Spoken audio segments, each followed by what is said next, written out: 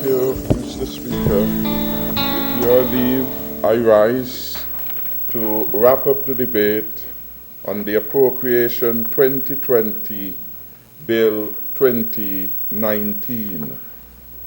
This is a bill which is intended to seek legislative support for the provision for the services of St. Christopher and Nevis for the financial year commencing 1st of January 2020 and ending on the 31st of December 2020. The bill has an estimate of $848.9 million of expenditure across some 19 heads related to ministries, the Governor General, the Audit Office, etc., and including provision for $144,660 million expenses provided by law and which do not necessarily need the approval of the Parliament as they fall naturally due on the consolidated revenue of the House. We have had a very lengthy debate, Mr. Speaker, on this appropriation bill.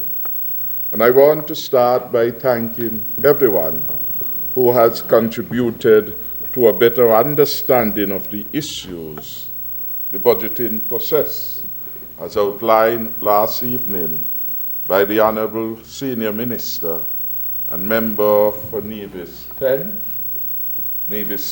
in particular, and to thank the team of Cabinet members and the Deputy Speaker of the National Assembly, incoming representative for St. Christopher's III, for their very useful contributions to this debate.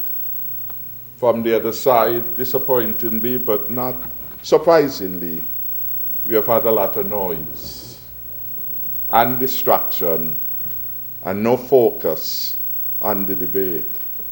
But then what is new?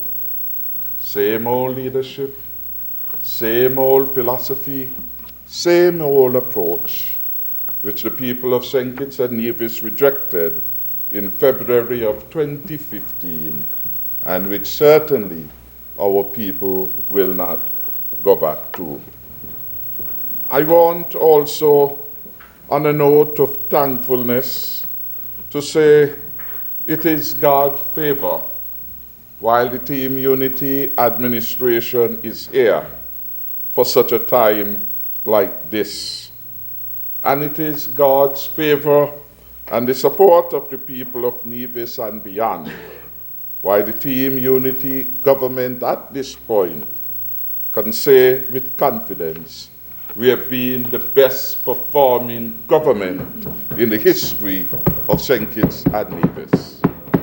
No other government in its first term has been able to do as much as we have done.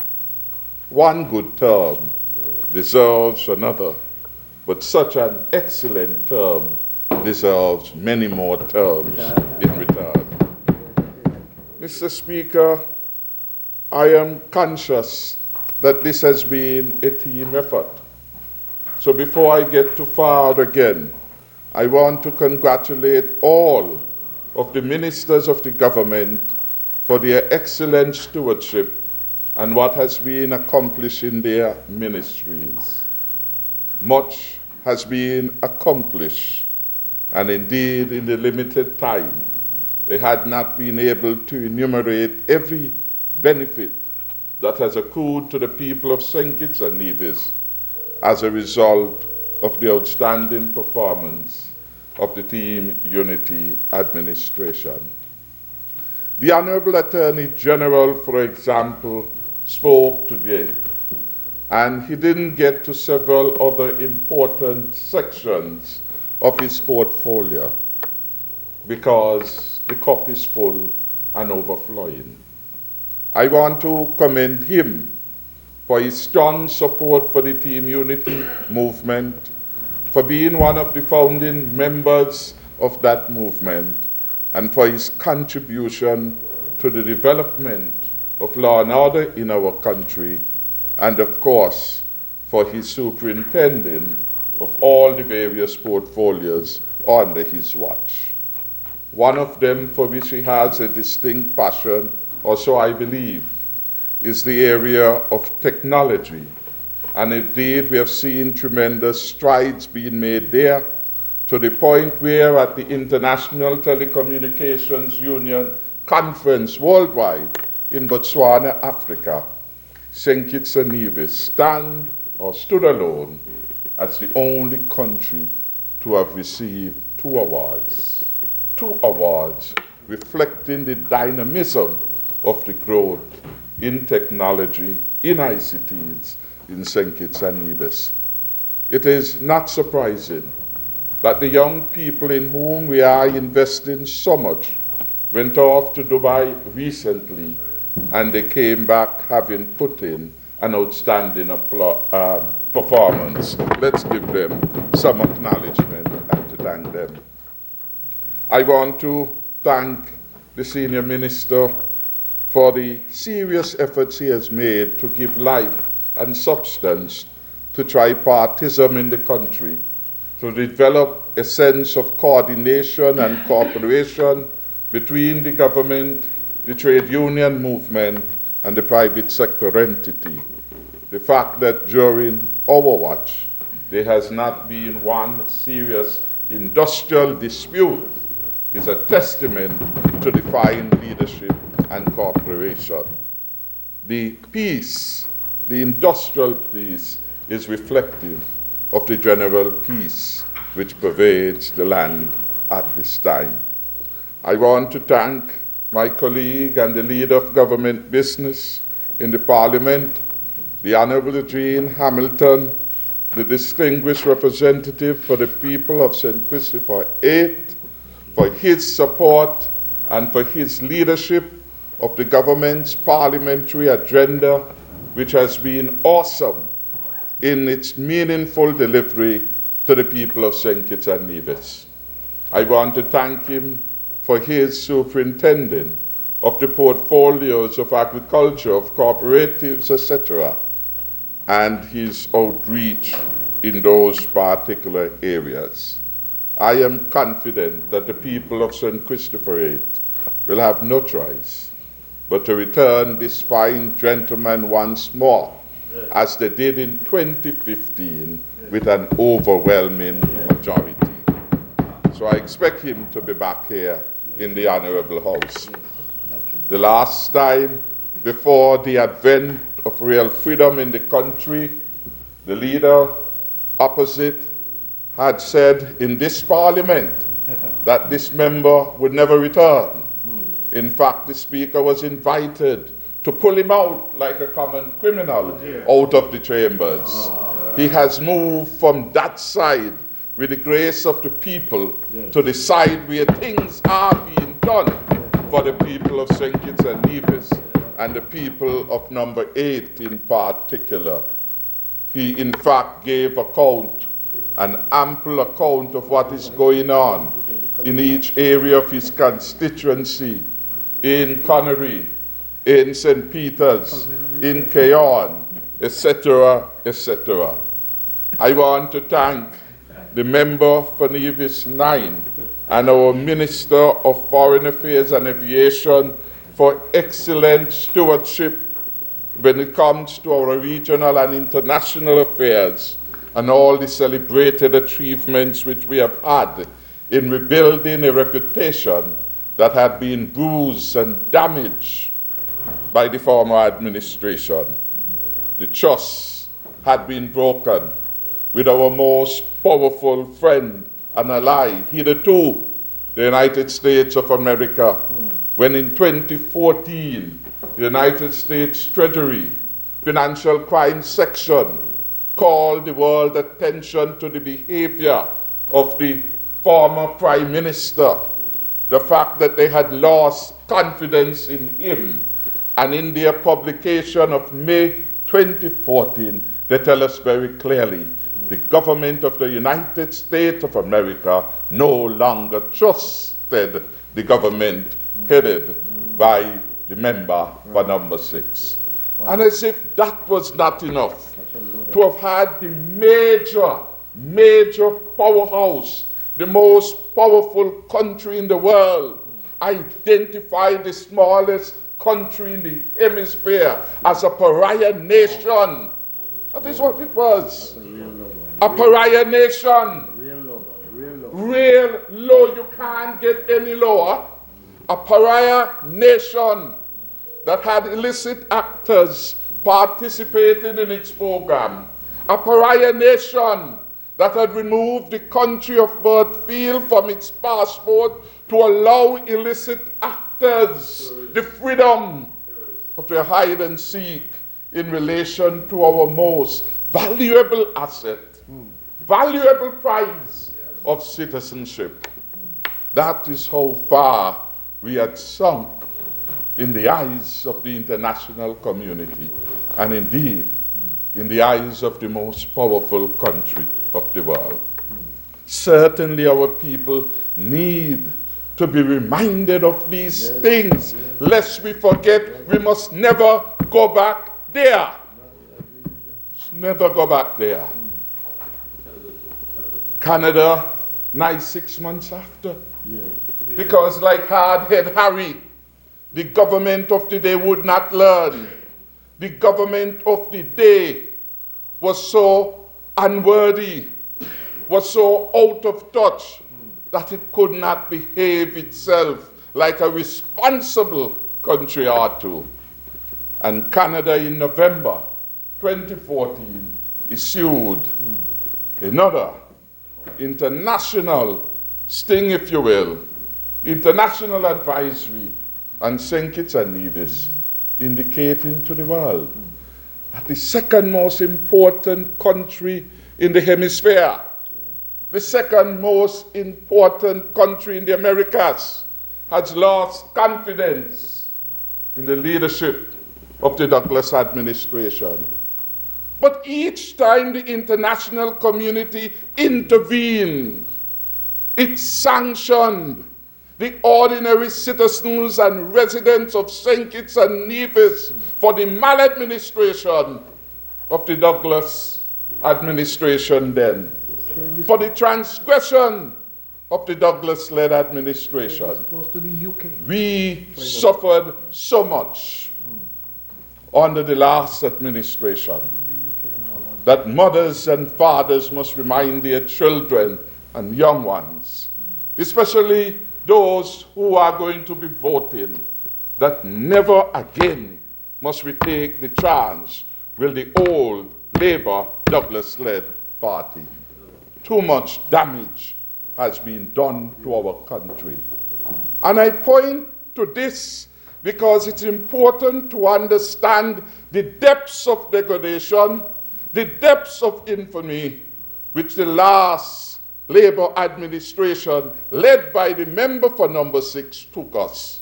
Way down low, he took us.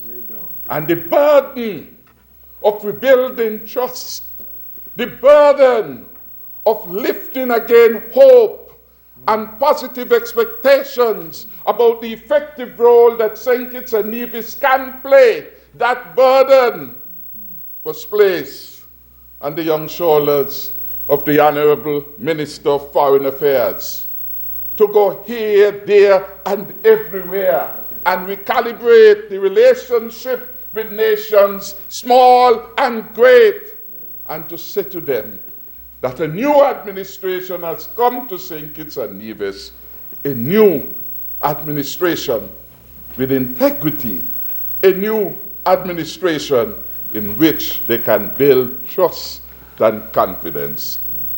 I want to thank the Minister then for the fact that we have an improvement in the relationship. So much so that when the United States government is having their independence activities, they sure now to come to St. Kitts at Park Hyatt and elsewhere so that the people of St. Kitts and Nevis could feel a kingship, a knitting with the government and people of the USA. The relationship has been enhanced to that point. And I want to thank my dear friend and colleague for his work in this regard.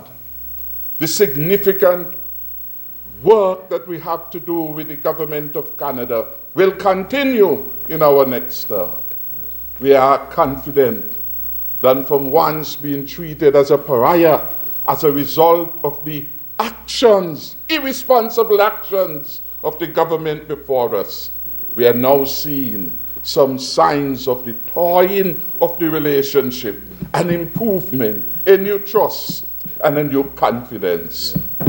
So that the US, the Canadian government has brought, as it were, the biometric system to St. Kitts to avoid the continuing high costs to our citizens and residents of acquiring visas from their government. Yes. There was a time before the member of number 6 held leadership of the country when we didn't have to go anywhere to get a Canadian visa. It was the member for number 6's administration that messed that up, that brought bad luck to the people of St. Kitts and Nevis, that caused us to have to find money to go to Trinidad and Tobago to process applications to go to Canada. You see, when we are not careful, when we are not mindful from whence we came, we stand the chance that we may get back there. Yes. And that is why we need to remind the people, never again must we have a Douglas-led administration. Never again. For that government was too bad, and that government was too irresponsible. I want to thank the member for St. Christopher 5, Sandy Point and Victory, for his support as Deputy Prime Minister and the Minister for a significant portion of our social programming through education, youth, and sports. And yesterday he delivered some punches to the nonsense we heard coming from members opposite, and in the limited time was able to give an indication of the transformation that this government is making in all areas of life for our young people in particular, from the early childhood through to primary, secondary, and tertiary. This administration has spent more money each year than any other administration to support our students going abroad for study. This administration, you heard from the Deputy Prime Minister, invested for the first time in an organized way in 50 teachers going to pursue their master's degree in curriculum, in leadership, and several other areas for the first time, because we value education for the transformative impact that it can have upon the people of St. Kitts and Nevis. Never before. And in our next term, we will continue. I am very pleased to stand here as a former student of the Bastia High School who was pained by the mismanagement of the education sector by the senator opposite, with all their arrogance. All their arrogance took our education system from the heights of glory and put it down, as it were, in the pits. We take Bastia High School for what it was, the premier secondary high school in the country for a very long time. And you made a mess of the lives of the teachers and of the students. That is their legacy. That is their legacy. And when the teachers were crying out for help, were crying out for attention, was there a leader in the government alive to the concerns of the ordinary people who were suffering?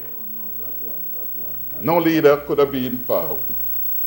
When the teachers say, my skin is being overcrowded with rash because Barstow High School had become unfit for purpose, where was the leader of that brigade? Nowhere to be found. Perhaps in Dubai, perhaps in Timbuktu, but nowhere to be found. In denial, and he still remains in denial now. When I saw Kimberly Knight do her story and Winnipeg, I said, Lord, the Douglas administration has lost it. Why should a young student be the victim of the mismanagement, the lack of caring of a government who had become out of touch, insensitive, immobilized by its own arrogance? Kimberly spoke for all the children who suffered under the leadership of the members opposite. The pain and chagrin of the young people at Barstow High was reflective of the abandonment of young people everywhere by a man who had become like Mugabe. Served his time initially with enthusiasm, initially doing some wonderful things, but along the way, greed, arrogance led and certainly brought him from a high to the lowly low. Life has its message. Never take people for granted. I felt and still feel the pain when I see a teacher having to take off all of her upper clothing, bare to the press, come see me, I am alive, I am a witness to the insensitivity of the Douglas-led administration. I am a witness to the arrogance of the Minister of Education and the helplessness of the member for number 2, then Minister of Health. When you look at Jennifer, we have to find some place to immortalize, as it were, the suffering of those teachers. Whether it is we will name the staff room in the brand new Barstow High School, the Jennifer Williams staff room, I don't know. But to ensure that the generations to come thereafter will never again undergo the bad treatment which this outstanding teacher suffered at the hand of a useless administration. We have to find some way that our people know. Some get statues.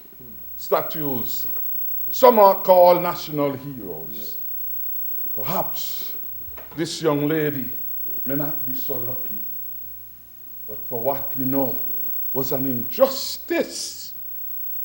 If we are mindful that the history of negligence of education will not repeat itself, we have to do something for Jennifer Williams and all the other teachers, for she represented them.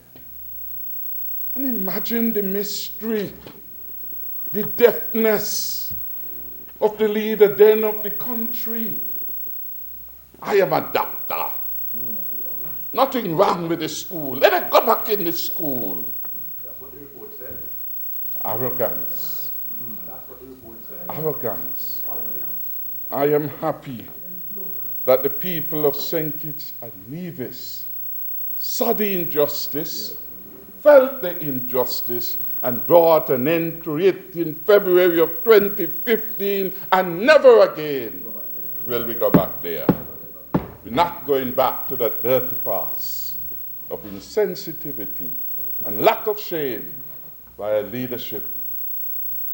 I am so pleased that one of the first order of business of this administration was to get a permanent structure, a permanent facility in which the majority of the students and teachers could go back again, as it were, in one campus. And we did that in a short period of time. Put back the Bastia High School together again. I am proud of that. I still reflect how Mrs. Edmead, then I think she was deputy, was she the EO, presided over the opening ceremony. She said, really, this is a fresh start.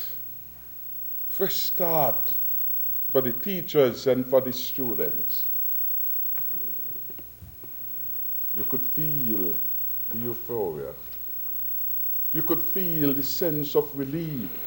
You could sing the song, "We Are Together Again," at Bastia High School, with their staff room, with their AC for their comfort, with their CCTV for their security. All that we have done for the parents, for the students, for the staff of the Bastia High School. And we are going to do even more in our next term, when we unveil the most advanced secondary school applying the digital technology to which the Honourable Attorney General spoke, to make our children not just the most technology savvy, but really a postmodern student of the entire globe. That is what we aim to do. And we continue to do wonderful work in youth and sports.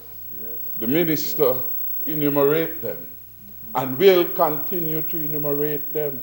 All the work we have done at the Kim Collins Athletic Stadium, all the work we have done for the people in Challengers, all the work we are about to do in modernizing the lighting at Verchilds, all the work that we have done at Sandy Point, at Tabernacle, at Keon, and elsewhere, all the work that we have done at Mansion.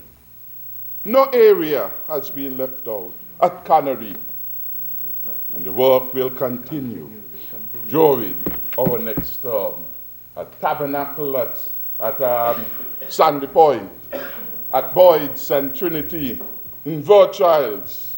We are going to do more, because the young people are very special to us in the Team Unity administration.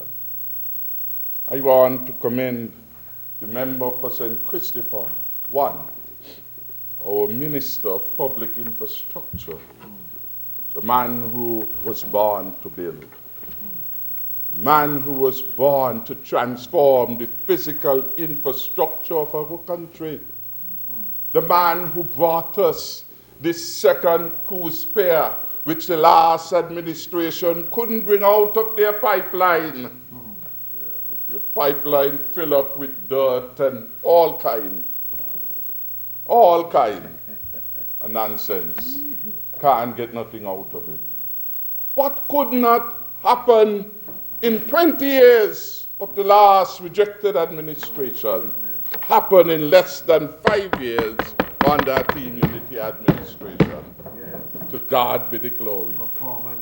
And you would think that there would have been a bit of patriotism coming from those opposite, having been at the crease of government for 20 years. Instead, something went local in their minds and in their consciousness. Because how do you explain that the man whose government could not deliver the second cruise pair, the man whose government had a last meeting at OTI Hotel regarding the pair, to attempt to do a signing off, who received the letter from Carol Evelyn, then chairman of SCASPA, indicating that he would not sign the document that had been prepared in a rush, and he had no time to study it. The man who also received, as an attachment to the email from Carol Evelyn, then chairman of the Port Authority, a letter from the senior counsel at the port indicating that that contract was a bad one being foisted upon the authority, and that she could not, of clean conscience, ask the board to sign. That was where we were at. They were trying to force it at the last minute. Carol Evening was able to stand and say, boy, I know trouble. I know mischief. I know hanky-panky. I know cronyism. I know corruption. And Carol Evelyn determined that he would not be part of it. Carol Evelyn wrote his memo to the member who is just going through the door, indicating that he will not sign that particular agreement. And he had the support of the lawyer who was advising him. Lady lawyer.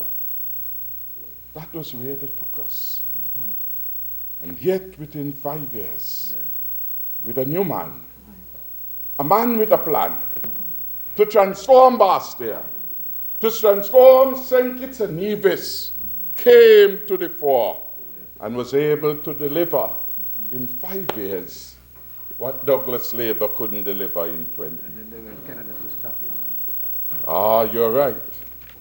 What was shameful was that the member for number 6 wrote to the Triple C, the Canadian Corporation's president, asking them not to give support to the second coup spear. Yes. Would you believe it? And in his letter, he stooped so low as to brought to the attention of the gentleman that boy, Minister Liber, had a son. That his son, he said, was in a business. And he believed corruption. I mean, what foolishness. Imagine that, to stop the peer. He wrote a letter in his name, sent it off, asking the Canadians not to give support to the peer. Unpatriotic and worthless. If there was an act of vagabondry, that would stand the test. How else do you do that? Call a man's son, the man's son now dead. That's the one? And you put that in a letter. What conscience, what father feeling does a member for number 6 has? And the shame of it all was when the people wrote back to him and said, man, you come to us with domestic matters. Imagine the president of the Canadian Corporation that was responsible for bringing the support of the Canadian government to this local enterprise, said to him, man, that's a dirty politics, you all deal with that home. The man wrote to him, and the man in the last paragraph said, this spear is important to the future development of the economy of St. Kitts and Nevis. A foreigner is telling the leader of the opposition that his act is unpatriotic, that he ought to recognize that the coup spear was important to the future development of St. Kitts and Nevis. He was so bitter with the country because he lost. He couldn't support it. The gentleman went further, and in his letter he says, don't come talk to me about corruption, because I am aware that St. Kitts is a party to the Inter-American Convention to deal with corruption. So you have a basis for the engagement. Don't come talk to me. The man says, in other words, because I understand there are mechanisms available if you had genuine concern to deal with that particular matter. How shameful it was. And look at the shame. The president of the CCC received the letter. He is sending a negative letter to the Canadian government to debar their involvement. Understand? He didn't copy the member for number 1. No. So at least the truth could be told. But the president of CCC, in responding to him, copied that letter. So Minister Liebert and I could get a copy to see the law, the lonely law to which a man aggrieved with the outcome of the democratic process will go to halt progress in the country. We will not go back to that person again. Never again will that happen. So I give kudos, hearty congratulations to the people of St. Christopher I for choosing the Honourable Ian Patches Liebert as their parliamentary representative then and for the future. And based on your performance, you're well-deserving of their support again. But if the pair was the only thing, it would have been enough. Because that speaks to future progress and development. And they came in the house the other day.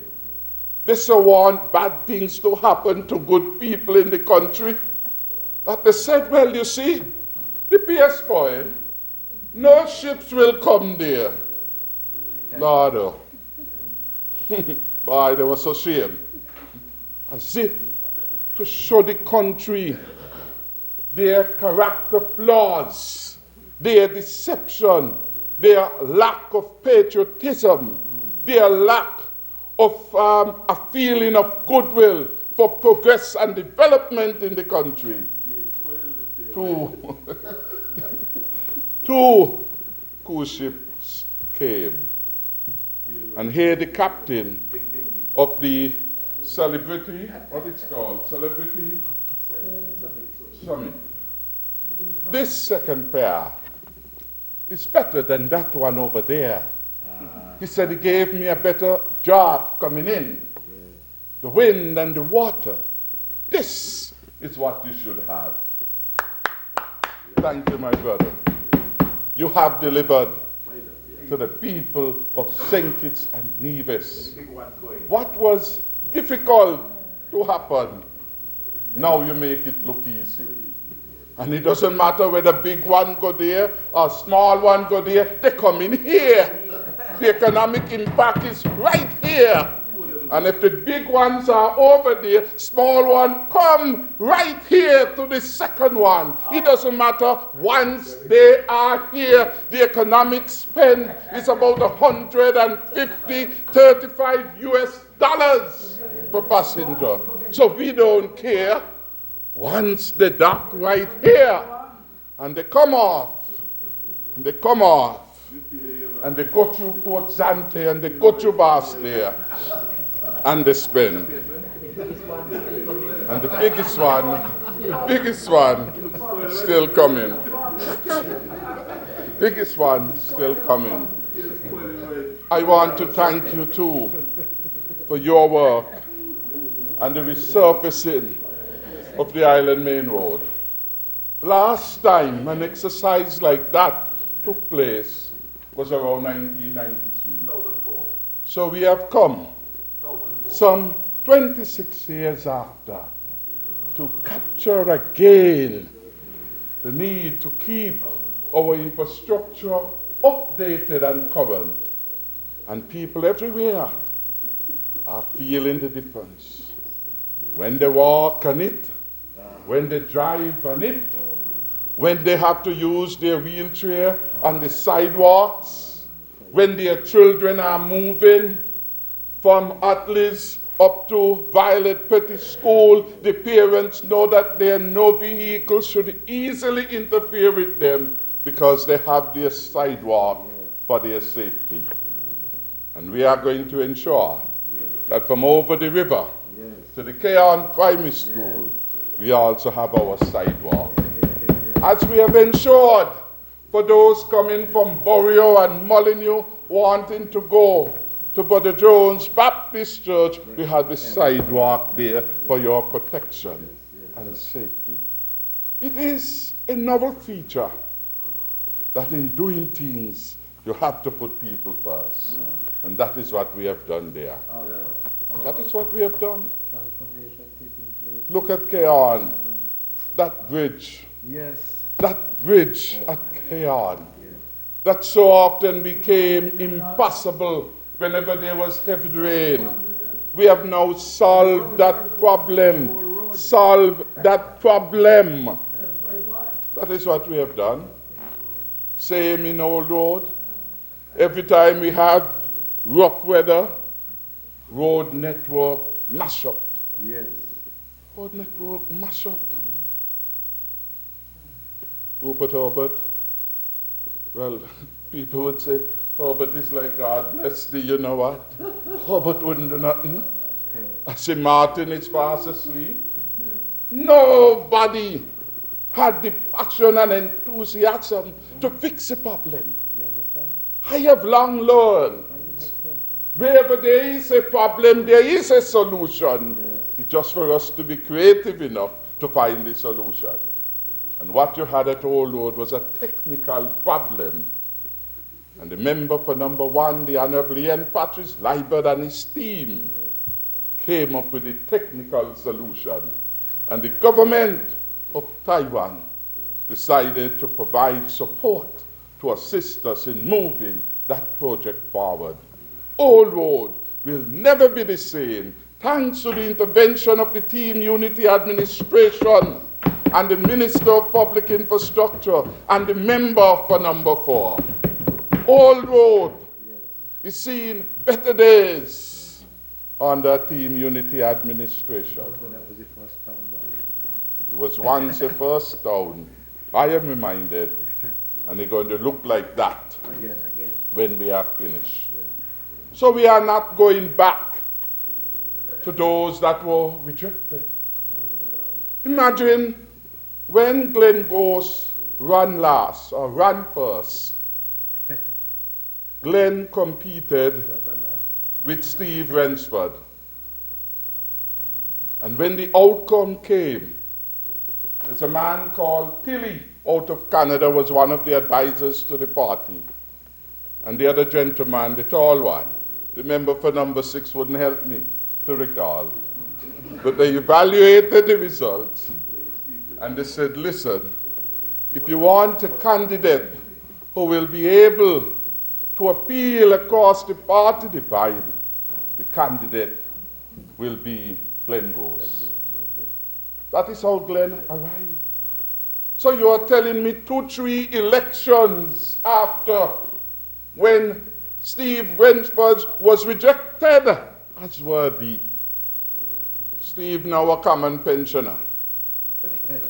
Steve will come to be part of a generational trust going forward. I mean, the people of number 4 deserve better. Deserve so much better. For what will you recommend Steve Rensford to do? To help young people and entrepreneurship? When I was there, when Steve Rensford took over one of the facilities there at Simako, I went to visit the Simako depot there and was surprised. Because see me going in the supermarket depot there, let's call it Simako depot, Central Street, opposite the electricity. And me going, well, what's my good friend, he still is, always close with the Rensford family. And so I gone into the thing, try to give him a little sale, because that is what you do with your friends. I can't see nothing. Can't see nothing. The place dark. Dark. It's when I coming out, his girlfriend called me, Tim, come. She from there, pay. She said, where you do? I see you, how come you look in there, man? See you? She said, I'll be like God. I call. I'll be like God. So that is a man who left himself in darkness. How can he lead the young people to any light?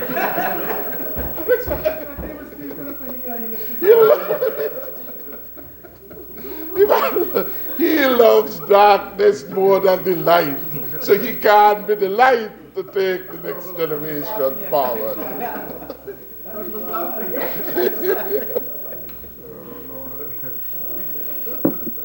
I want to commend the member for number 4, who has been an outstanding performer in the development of our tourism plant. I thank him and congratulate him for the geometric rise in arrivals to our country.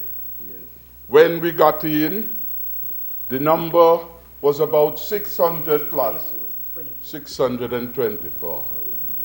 We now have taken it to over 1 million, 1.2, 100% increase. That is where we are at.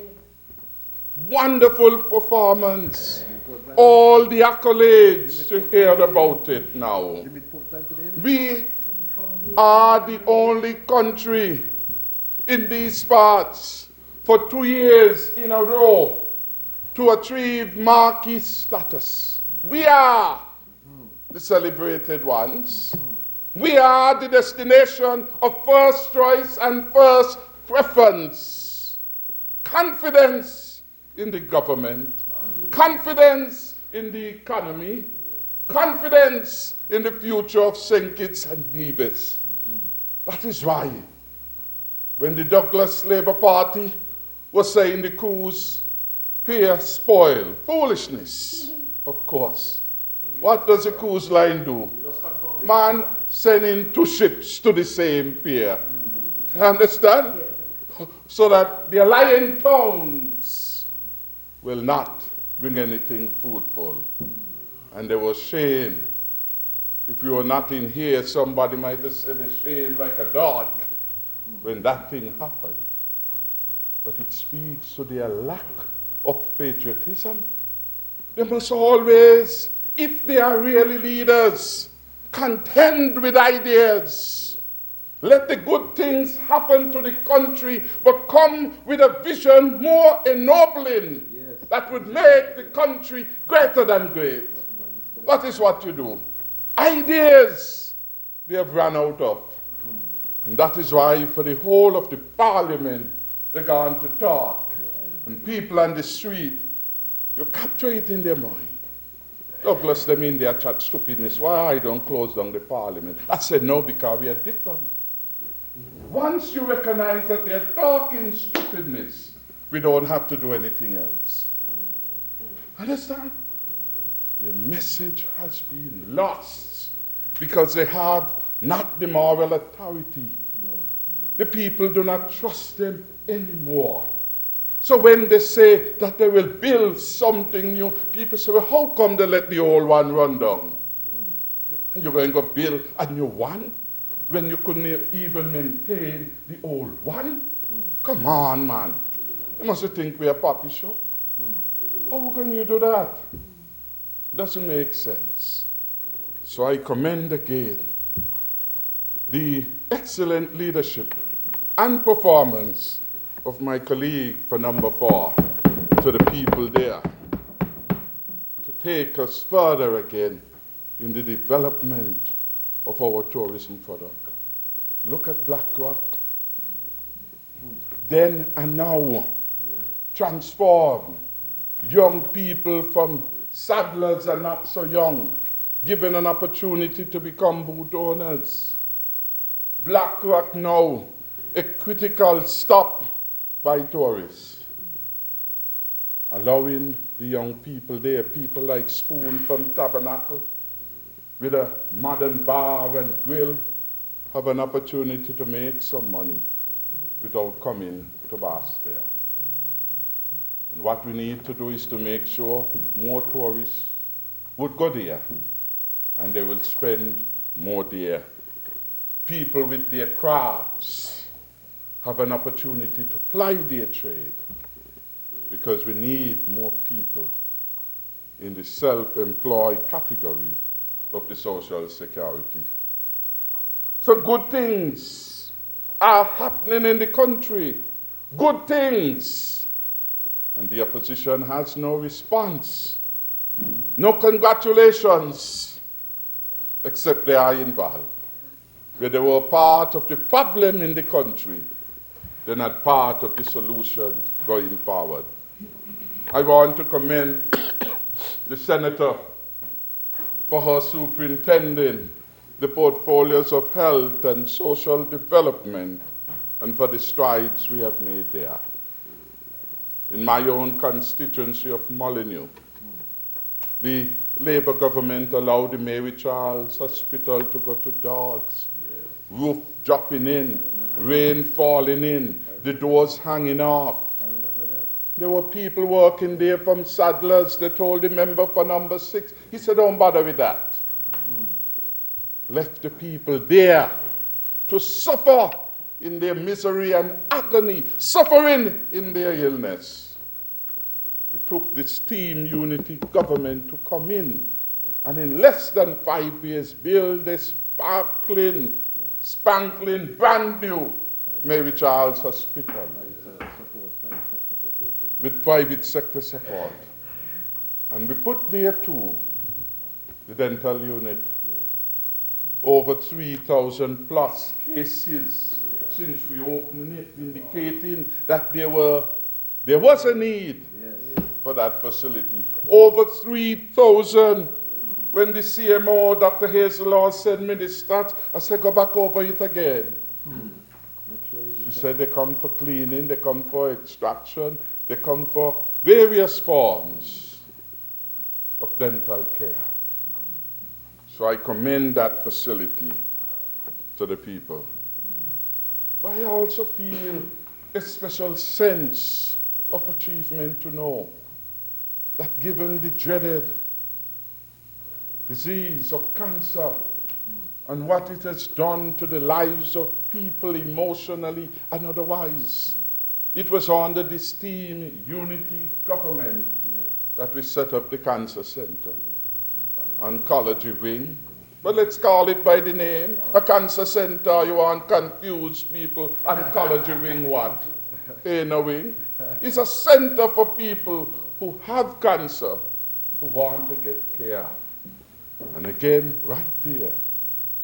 Yesterday, we heard the member for number 2, she hardly comes to the parliament with any regularity. She is absent now. If she was in school with all the absences she would have done, they would have sent somebody, what you call those people, go when children are come to school, truancy officer for the member for number 2. She's a disgrace to the people of number 2, because she should be in the parliament representing. The last time we were debating the tenure of the office of the Prime Minister bill, she gone up to USA to do Black Friday shopping. No concern for the people of number 2.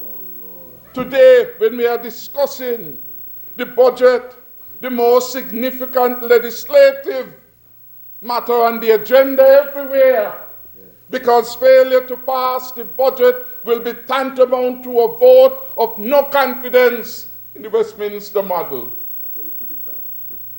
That's why the member for number 6 put it off several times in 2012. Went last week to rat shopping too. She's not here. She doesn't care about the people of Central Bastia. But then again, they know. That is why when the prison officer got burnt up, who served as her indoor agent, she went to him for help. And she gave him $40. Can't even buy plaster. Parliamentary representative for her soldier in Johnson gave him $40. And that member of parliament has been, in addition to her salary, over the last term of the corrupt Douglas administration, earned over $4 million from the Development Bank while serving as a minister. Wow. The minister work then became her part-time job because she got $4 million who pays the piper, calls the tune. She could only give the man $40. It don't even work out as no percentage. Too many zeros. It's nothing. You can't round it off to anything. Same a lady in McKnight area lost her house in fire. Went to her $50. You all know, $50. And when I had it, make it like representation, calling for justice, she called the lady off her job on the industrial site and said, you talk to Timothy, don't come back to me for anything else.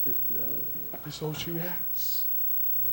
No wonder then Mary Charles went to the dogs under her watch. No wonder when people were suffering for cancer, she had no response. There are two systems they have up there, hemodialysis, what's the other one? Peritoneal. Responses to those who are suffering from that. Diabetes and associated complications, and kidney issues, renal failure, and all of those things. People like Valti and Elimat and many others suffer from that. The hemodialysis is the more expensive of the two options. Working out roughly to be what, $300? $800 for treatment. Expensive. $120,000 a year. The second option, though, is $175. That is available too. In fact, that's what my mother used to have. I remember those days of taking her in for 10 o'clock, had to go back 10 o'clock in the night and wonder why this thing taking so long. When I took her to Trinidad for the hemodialysis, it's 4 hours. So there are two options, but you listened to her yesterday, is that if there was only one option, $800, but that was the price determined by the last CMO as what it was for the recovery. So I'm pleased by these things. I'm pleased that we've been able to correct some of the leaks that were at the J&F France Hospital. I am pleased that we were able to take some of our people who are on the street with their mental challenges and give them mental day treatment in the facility at Limekill. Yes. We have advanced the developments in the health sector. We advance it, man. I am pleased that a private person came to us and offered to support the excellence of our nurses and made available to them each month for the best performing nurse. How much it is to get? $1,000 extra for their performance. Happening now on the Team Unity. Good things are happening, and we must not take these good things for granted. Team Unity will continue the build out of our health sector. I was so pleased when Minister Hamilton and I went to Connery. Yes. For the first time, yes, we brought to the people of Connery, yes, district doctor services. Yes. I think it's a Dr. Warner we have there, going there and providing care for the people in Connery. First time happening under Team Unity administration. And the Minister Hamilton is the one responsible for that. So I'm very pleased. I want to thank Senator Byron Nisbet for the support in the administration of the Parliament over the years. the Parliament meeting with increasing regularity. Not like when we had the suspension of democracy during the 26 months when the motion of no confidence was held in abeyance because a power-hungry leader would not dare to come to test his support in the Parliament, and failing that, go back to the people. Needed time. But even with the 26 months' time, what was to be did happen. Sera. And the people punished him for refusing to convene the Parliament, and punished him when on the 16th of January, in an act of betrayal of the Parliament, he brought the boundaries, sneaked them through, giving members of Parliament 5 minutes only to come to the House. 7 days notice required of the Parliament. He called it an emergency session, manipulating it. Had policemen, the trains on the barricade.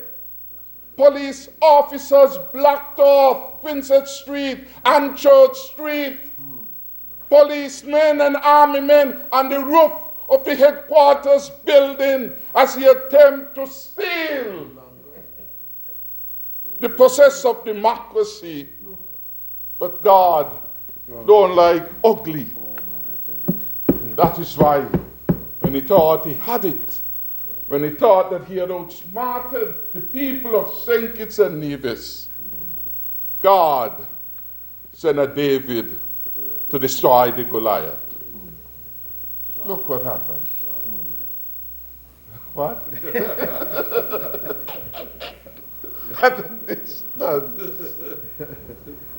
And as much as we are in support of the regional efforts of the Caribbean Court of Justice, that moment will long linger on the minds of the people of St. Kitts and Nevis, had it not been for the intervention of the Privy Council in England. We would not have had our justice. No, I tell you. Here, the Privy Councillor there. How do you get that proclamation? You mean to tell me you get the proclamation, you put it in your jaw, and it is proclaimed? Where does the Governor General live? Is he just next door? So you get there so quickly? Imagine. The Parliament just finished. They got it up to Sir Edmund Lawrence. Edmund Lawrence signed it, sent it down, and that busy Friday, all of that happened in less than 10 minutes. Even before that, they had to create a cover letter and to send the outcome. Yes. All of that happened. It was a disaster. It will make a great movie, boy. It will make a great movie. Yes. But it must be a movie that stirs the hearts and the minds of Skittitians and Nivisians, so they know that never again can we trust democracy with the Douglas Labour Party. Never again will we go back to that act of vagabondry in the country, that act of stealth under democracy, that act of betrayal by one man who had become the St. Kitts Mugabe. Never again will we allow it to happen. And as a result, all these things define our approach to governance, define the fact that we come into the Parliament whenever there is a need, define the fact that we came to Parliament even on the eve of Christmas to hear the motion of no confidence, frivolous as it was, because we hold ourselves to a higher standard, and never again must we go to the lowly low that the Douglas administration took us. Never again will we go back there. And it is the same approach. We want it held as an emergency matter. And when we held it as an emergency matter, they still come and complain. They want to make the parliament the space in which they can say all manner of foolishness about people with impunity. And we say, no, the parliament is not for that. We came and we held it. And we went further in advancing good governance by passing a no confidence act, setting a time limit clear and crystal about as soon, what is the phraseology of the Constitution? As soon as it's convenient? Yes.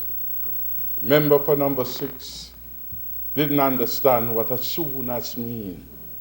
As soon as meant 2 years. Well, if for 2 years, you might as well forget it. And really, you had to forget it. Because we went to the elections without that motion being heard. And afterwards, it took Justice Lance, to give the judgment. To say the administration of the member for number 6 was reckless. The administration of the member for number 6 interfered with our constitutional rights as members of the parliament to have the motion of confidence heard, tabled, heard, and debated. And she said we are entitled to cast. We must never let our country go back there. It was a former Chief Justice who said of the Douglas administration that they had reduced our parliament to a useless instrument. What was the name of the jurist? I think it's Brian Alleyne. What was it? Brian Alleyne. A useless instrument. That is what they want, tyranny. Reduce the parliament to something so useless. And so when they come now to talk about good governance, they really don't mean it. They're just talking, because suddenly it sounds nice. They had 20 years to establish a framework, never did.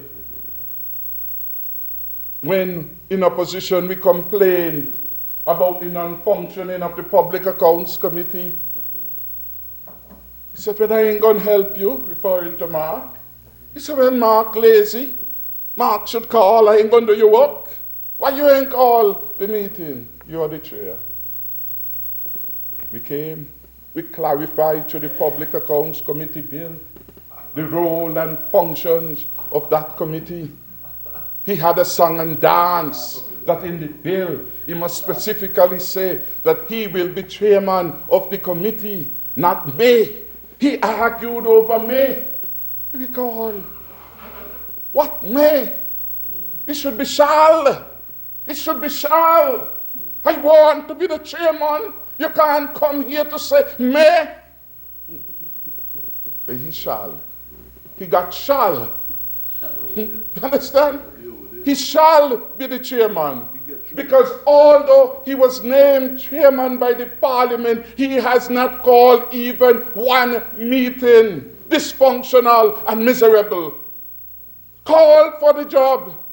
Gave him the job. And he has not convened one meeting of the Public Accounts Committee. Why did he insist that it shall be him?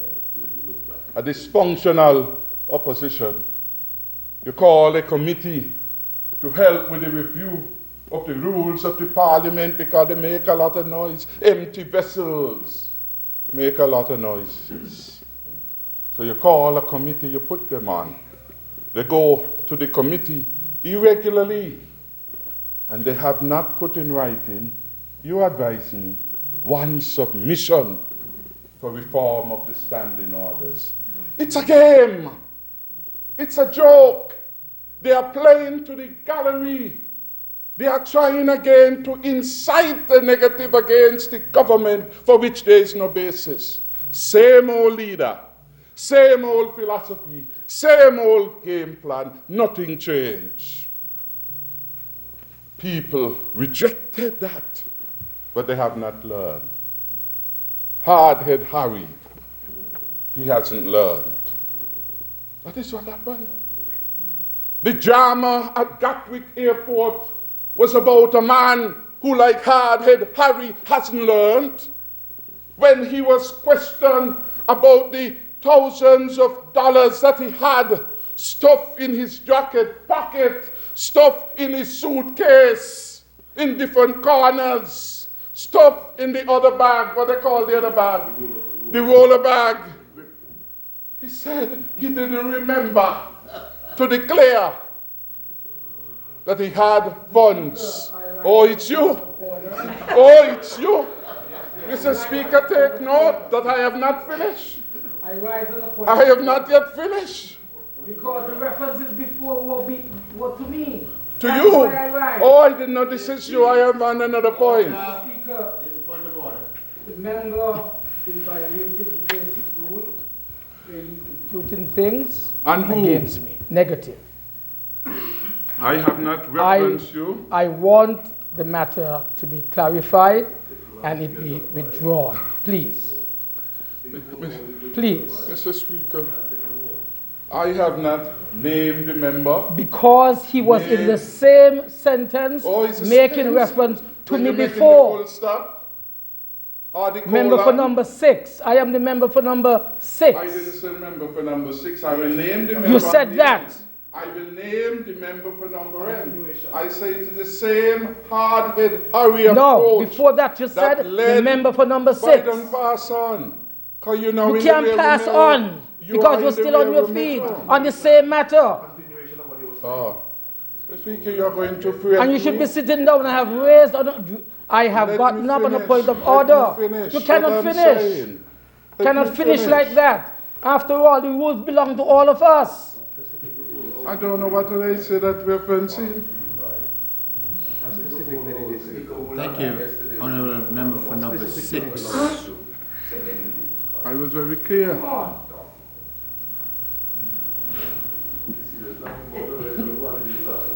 Honourable Members,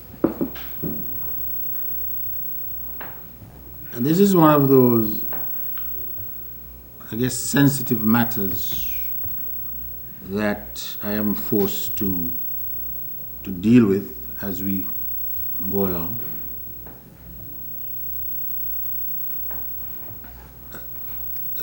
The member presenting, I agree that what he said or was saying at the time was in reference to the member for number 6. But having said that, honourable members,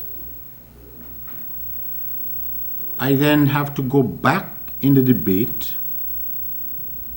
and refer to what was said by the member for Nevis 9 and who is the foreign minister and who reported to this House some very specific details which relate to the member for number 6. My position on the matter is that, having heard that from the Minister of Foreign Affairs, it has formed or has become part of the record of this Honourable House. The Foreign Minister has said that the information came to the government, which I take to mean the cabinet, and it has been reported to this House. And so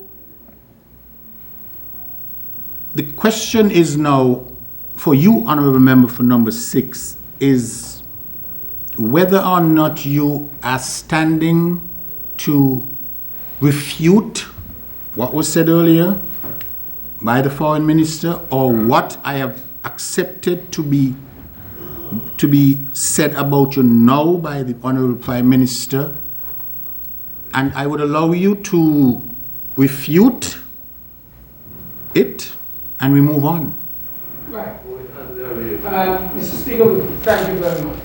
When the member for number 9 said that he was receiving and giving a report as in his capacity, I indicated yesterday that he only made reference specifically to me at the end of that statement. And I indicated that I did ask for him to bring to your attention the basis or the evidence for which he was speaking.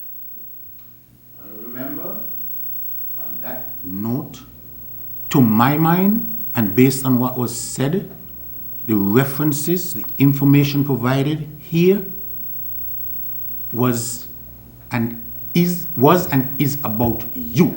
That's my opinion. Right. Right? And I'm saying I refute that. So you're refuting it? Yes, of course.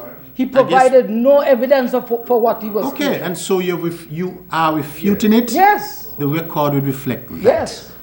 Let us move on. Thank you, Mr. Speaker. That matter, Mr. Speaker, is a question that goes to the heart of the integrity. And what I can say as the head of the government, my government has the evidence, and at the appropriate time, we'll make it public. Well, until you have it, you can't make reference to it. That's No. the whole point.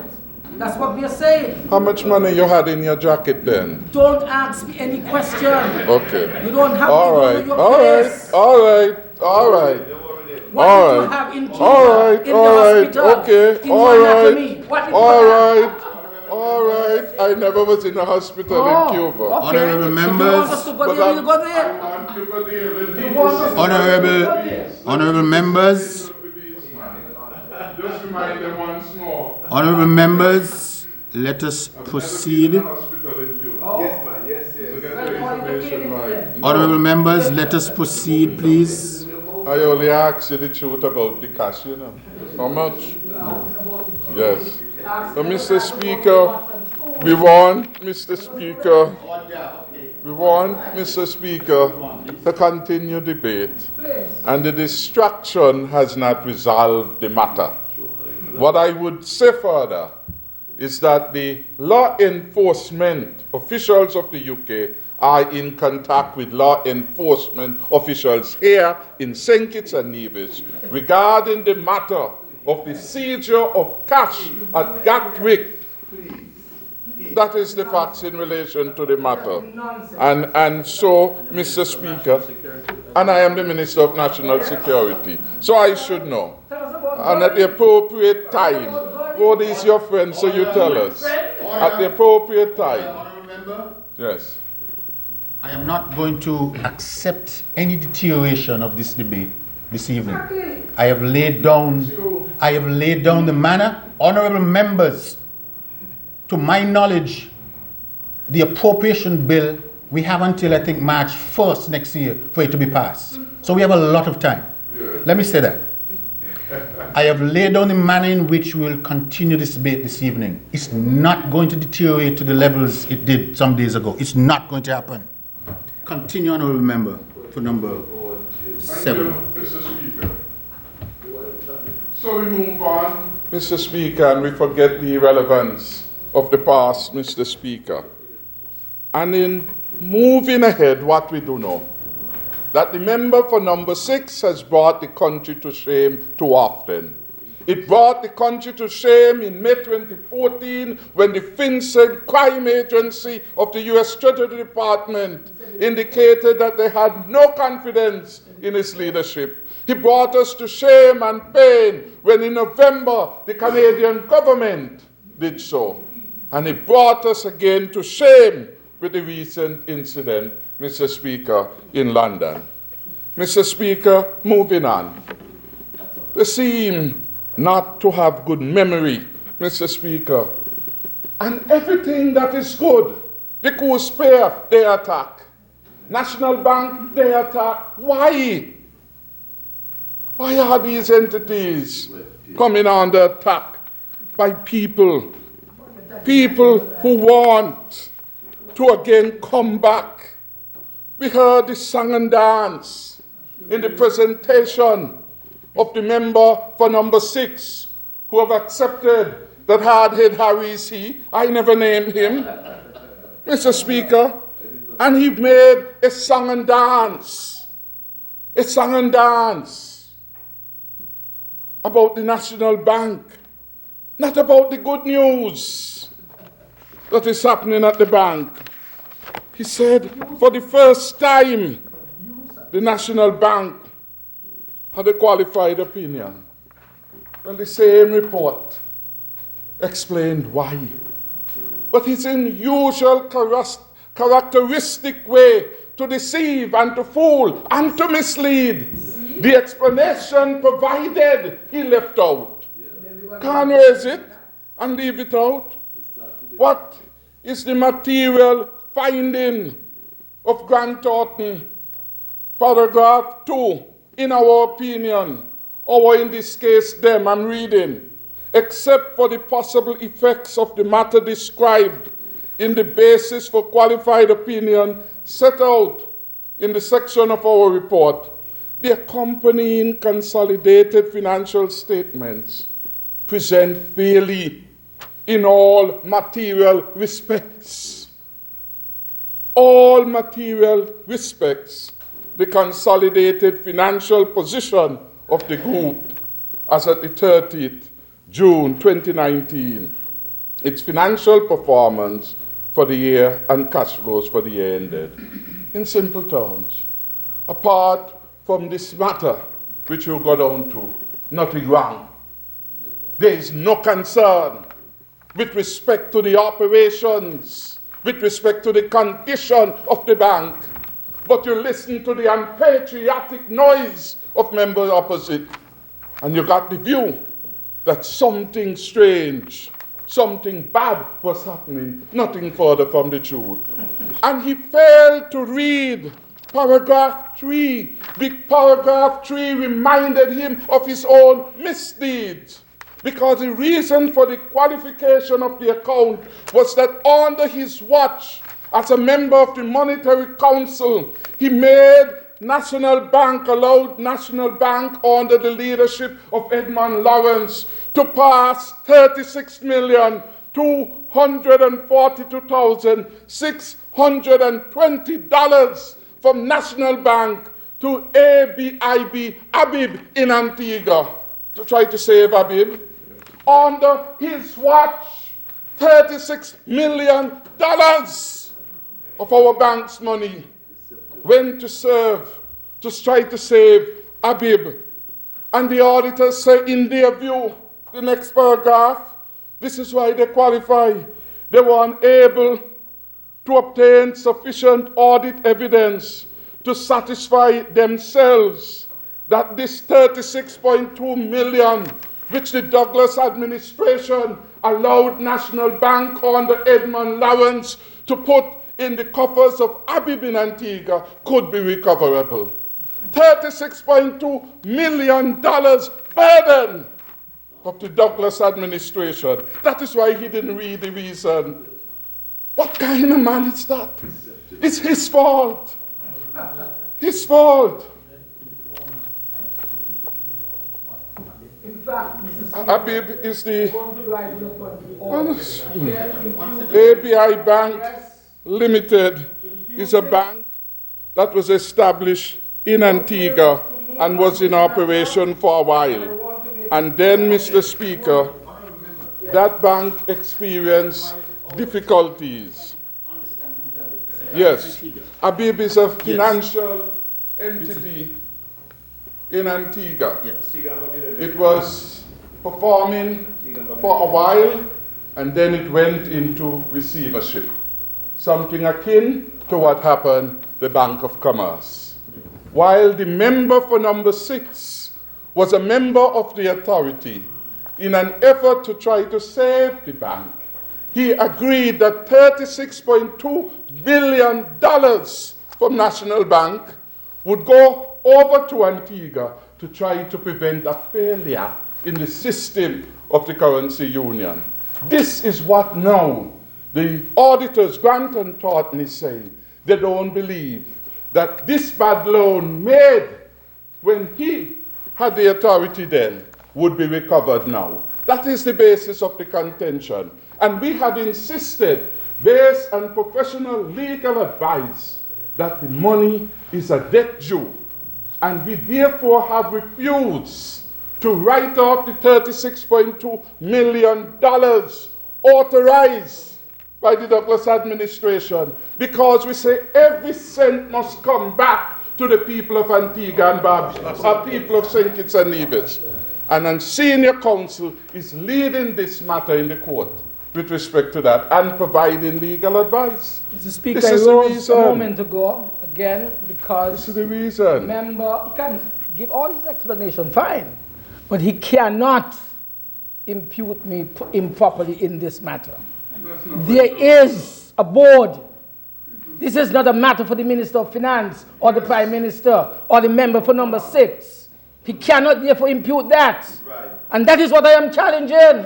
You can't answer that. Can't do that. Cannot do that. Thank you. Thank you. I don't direct any bank, never did. Thank you. Honourable Member for number 6. To me that order, to me that's a simple matter, because Honourable Member, I find it simply a harsh criticism of you as Minister of Finance being responsible for the actions of a board. Well, it's a harsh criticism. It's a harsh criticism. I do not so let's move on. Let's move on. Harsh criticism. Let's move on. Order. You see the hypocrisy? Is he brought it here as an issue of concern? He brought it here. Mr. Speaker, truth be told, and the member for number 6 at times must fess up to the truth. You were at the material time a member of the Monetary Council. In the minutes of the Monetary Council, decision was taken and you were present. You gave support to the intervention. That is the point. Yes, I am not responsible. but you gave support. I am not responsible. So I am not responsible. Please, sir. He gave support, he can. Yes. What you You don't know what I said about it? Why you didn't You don't know what I said about it? Yes. You have the minutes of the meeting? So, yes, Honourable members, confess it was a Monetary Council decision You to prevent the failure of Abib. Why did they That You understand? I supported it. You can You say that supported from it? minutes. Yes. We have the minutes. honourable members, and in particular honourable member for number 6, please. I have ruled on the matter. I see no more than a harsh criticism of you when you were Minister of Finance or the Prime Minister. That's it, we move on. Thank you. Mr. Speaker, he went on and he brought it here.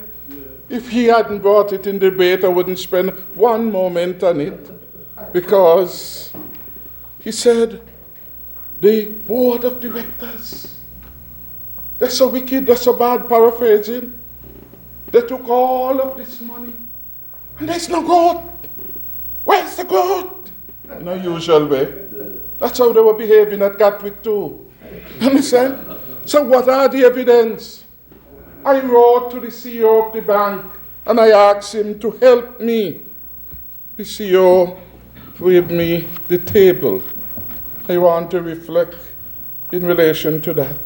The total assets of the bank, which was $3.1 billion in 2014, is now $3.6 billion, over just about $500 million of assets being added But he comes and deceived the Honourable House that there was no growth in the assets. No growth. The growth has moved in total assets by 16%. And a former Minister of Finance clearly did not read the report or understand it to have come to that false conclusion. Total assets moved 16%. Total loans and advances increased by 20%. Total deposits increased by 13%. Liquid assets increased by 10%. Net liquid assets by 11%. And you go on, Mr. Speaker. Investments by 86%. But there's no growth. Misleading. A deliberate untruth, not backed by the financial accounts. Somebody had to have written this for him. And he came in reading the notes that Edmead would have written badly. Understand? Just read. But again, it is this scant regard for truth, which reminded me that in the Parliament here we were, when a High Court judge, Mr. Speaker, described the member for number 6 as a stranger for the truth. I'm doing the comparison. I'm showing what you left in 2014 and what now is. That is a comparative. How you're going to judge growth? You have to be a comparator. One period versus another. One sum versus another. The sum of 1.1 to 3.6 represent 15.6% growth. Loans moved from $695 million to $836 million for an increase of 20%. Total deposits moved from 2.6 to $3 billion for 13%. And yet we were told there is no growth. They were being unfeared. He didn't tell us that when Lincoln Maynard was chairman, that they introduced a gratuity for members of the board. He didn't tell us that, as if they are employees. Did it increase? They provide provision for them to get trips abroad, to get medical treatment, so that the chairman could go to Washington, D.C., into an expensive facility for his treatment.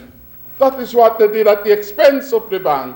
Now there is growth in the bank. Please. And the profitability of the bank increased to $59.3 million. In 2014, net profit before taxes was $14 million, a whopping increase of 324%. And yet a former Minister of Finance who ought to know better, who ought to be honest in the Parliament, if he doesn't want to be so, and the rostrum outside would come to make a case and say there is no growth. Donald Thompson wrote, the above table shows that over the period 2014 to 2019, contrary to the false and malicious statement of the member opposite, I insert in that, the bank made improvements in almost all of the areas. All of the areas. There was an improvement. And the non-performing loan was the area in which there was a diminution in quality. What was the reason? What was the reason? He said, the non-performing loans is an inheritance problem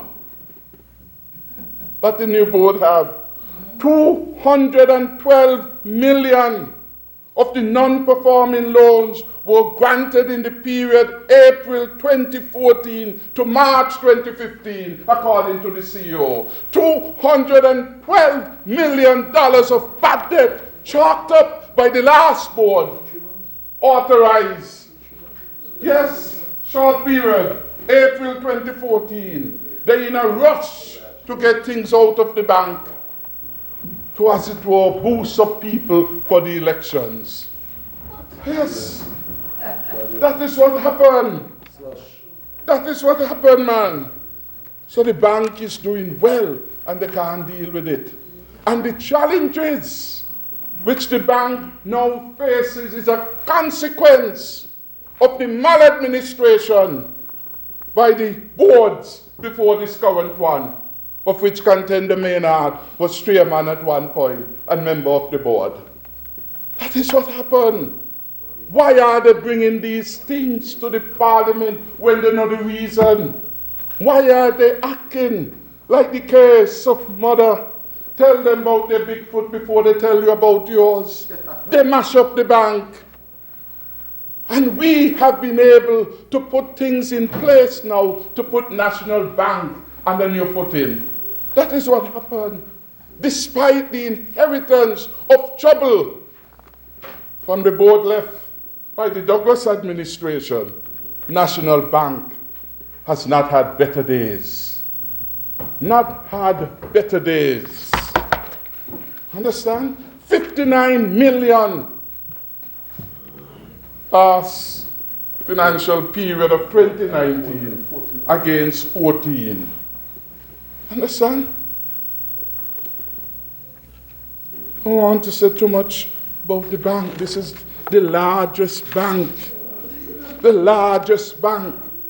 But the members opposite, rather than commend the ingenuity, the competence of the new board that is dealing with $212 million of bad debt created by the last administration's appointed board in the period January, let me read it, April 2014 to March 2015. The rushing, no proper study, give everybody a loan at the expense of the shareholders and at the expense of the stability of the country, given the importance of the bank. The troubles that the Labour administration, led by the member for number 6, have created for this country. We can't go back there. They came here, the senator with the untruth about the MRI facility, something good. Before Team Unity, no MRI service being provided.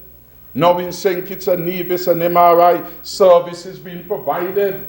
People come here from St. Vincent, from the other islands, to get affordable care. People leave the cruise ship to go there to get affordable care. Dr. Juice sends his patients to there to get affordable MRI care. No choice. And they come and they say that national insurance is sending people there. I have a letter from the chairman, and the letter says that it is absolutely false, the assertion made.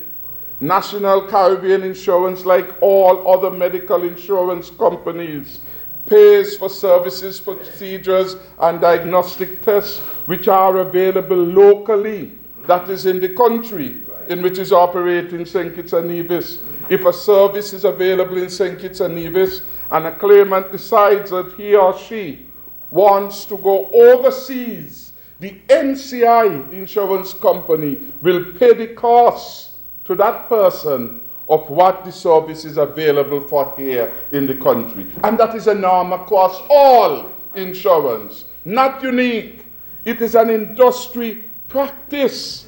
He says this is an industry practice and not an NCI policy, but clearly it makes sense. If you can get an X-ray at JNF and you determine, I want to go up to the States to do my X-ray, do you expect the insurance company will pay your first class ticket to go up there, will pay your hotel bill to go up there, will pay your service up there when the service is available here? And Senator Cartier ought to know better, because when he was sick in November, he went to the Baptist Methodist Health and the Baptist Health Facility in Miami, and they had to make a determination how much of the claim the same insurance company they will honor. Edmead end up writing for $135,000 to pay. Let him answer. 135,000. Had government insurance. Had insurance, you know. But why you take the government money? Why you get $135,000? 135 was paid to facilitate him in the Miami Baptist Health Facility. So they know the procedure. They know the process. But bad-mindedness, Thanks to me, man. bad-mindedness, Me put the insurance in place. bad-mindedness and grudgery is what is at the heart of this mischief about MRI.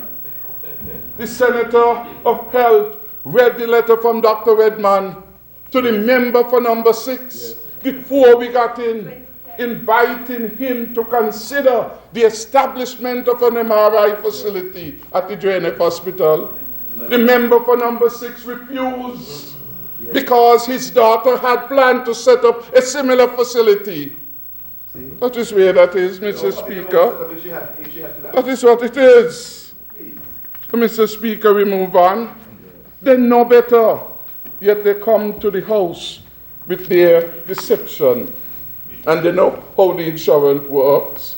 When the member for number 6 was ill and had all the problems, he was flown out on a private air car, went to New York, spent several days there, chalk up a bill of over $500,000. Understand? He know it though, They know. He would have submitted his claim the same way. And he knows the procedure, Mr. Speaker. So we move, Mr. Speaker, onwards in relation to that matter. He says that I flew out on an aircraft to go to New York. That is not so. That is not so. And I want, therefore, for that to be corrected. At no taxpayers' money did I fly out on private jet to New York for medical attention. Would that be a taxpayer's money? It was the jet of the people. I did not fly out on any private jet. And I want that to be made very clear. And he should withdraw it. Keep changing. He said $500,000, expense of $500,000. Absolute nonsense. That is not true. Remember, number 6, point of order. You have indicated that you did not fly out on a private jet. Honourable member for number 7 presenting. If you are not in a position to provide me with some evidence now that that in fact happened, I'm asking you to Mr. Speaker, withdraw. this is a small matter. He flew out, what he did, take a boat to New York. I mean, let's be practical with what we are saying. That you were flown out. You were flown out of St. Kitts and Nevis. You were flown out. You were flown out. You were flown out. On a private jet. That is not true. I will make the information available to you, Mr. Speaker. Yes, honourable member. It's a simple matter. It's a Is that a simple matter? Order. Honourable member for number 7, the member for number 6 is refuting that he flew out on a private jet. And so if there is no evidence available for you to substantiate that, simply withdraw that part and let's move on. I will present you, I have a file marked Pencil Douglas. I will present you the information after.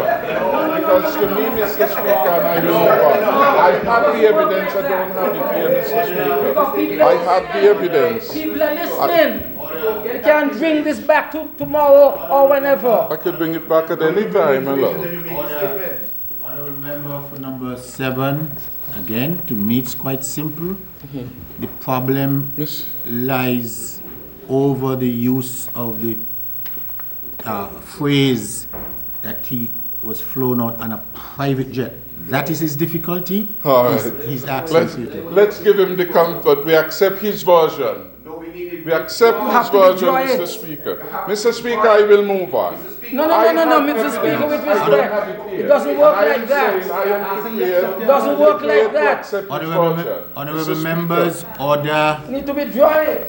The member is asking for Recorded. order. What is the objection? The objection to me, order. The objection to me is clear. The member for number 6 has a difficulty with the honourable member for number 3. Honourable member for number 7, kindly withdraw the use of the term flew out on a private jet. Mr. Speaker, I withdraw the term flew out on a private jet and Thank you. substitute instead that he was flown out. Well, how about I'm going to fly?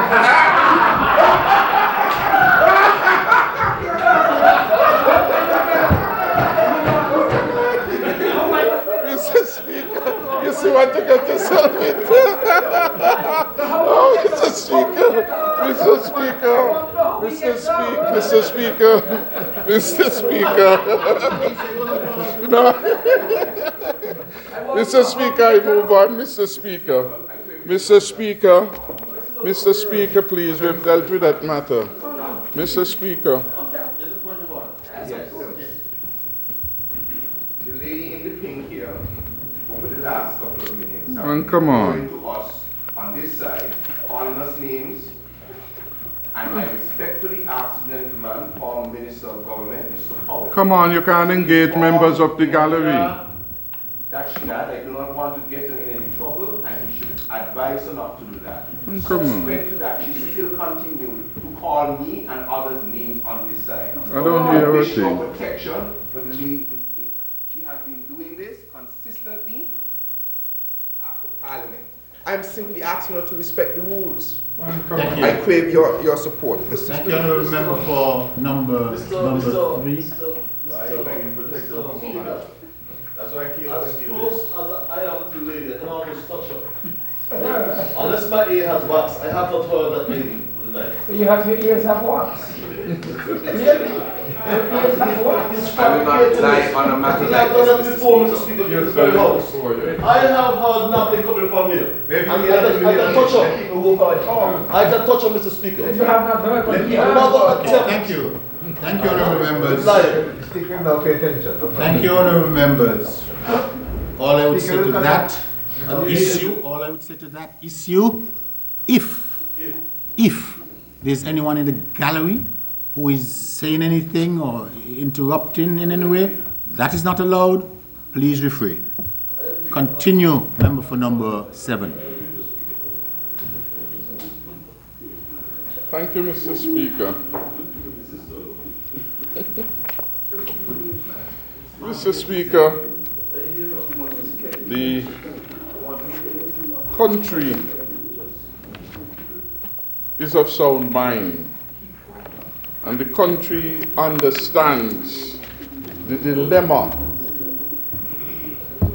that the ex-leadership of the country created for this country. Imagine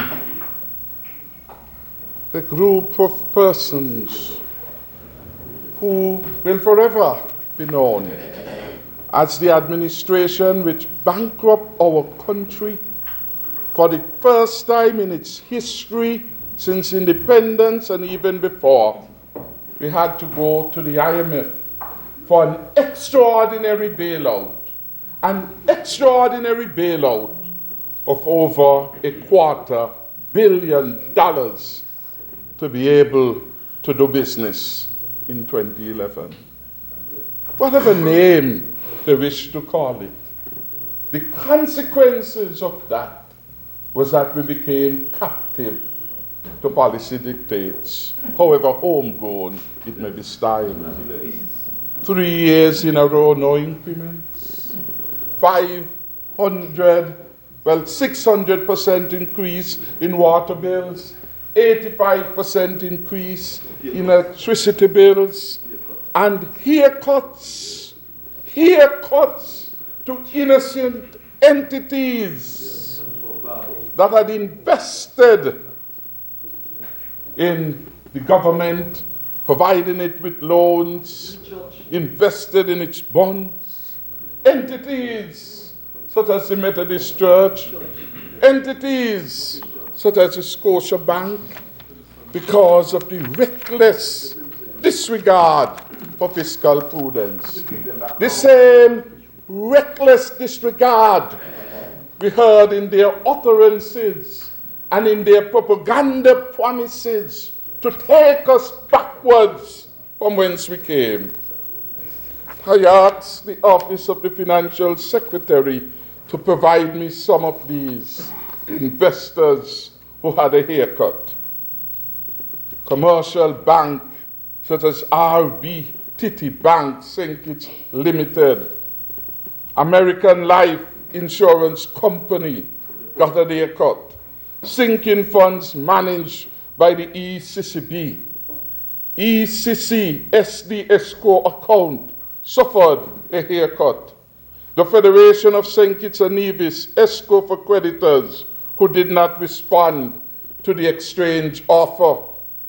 The Bank of St. Vincent and Grenada, the Bank of Dominica, the Caribbean Commercial Bank in Anguilla, the Republic Bank of Grenada, the NCB Staff Fund in St. Vincent, First Citizens in Trinidad and Tobago, $22 million loss.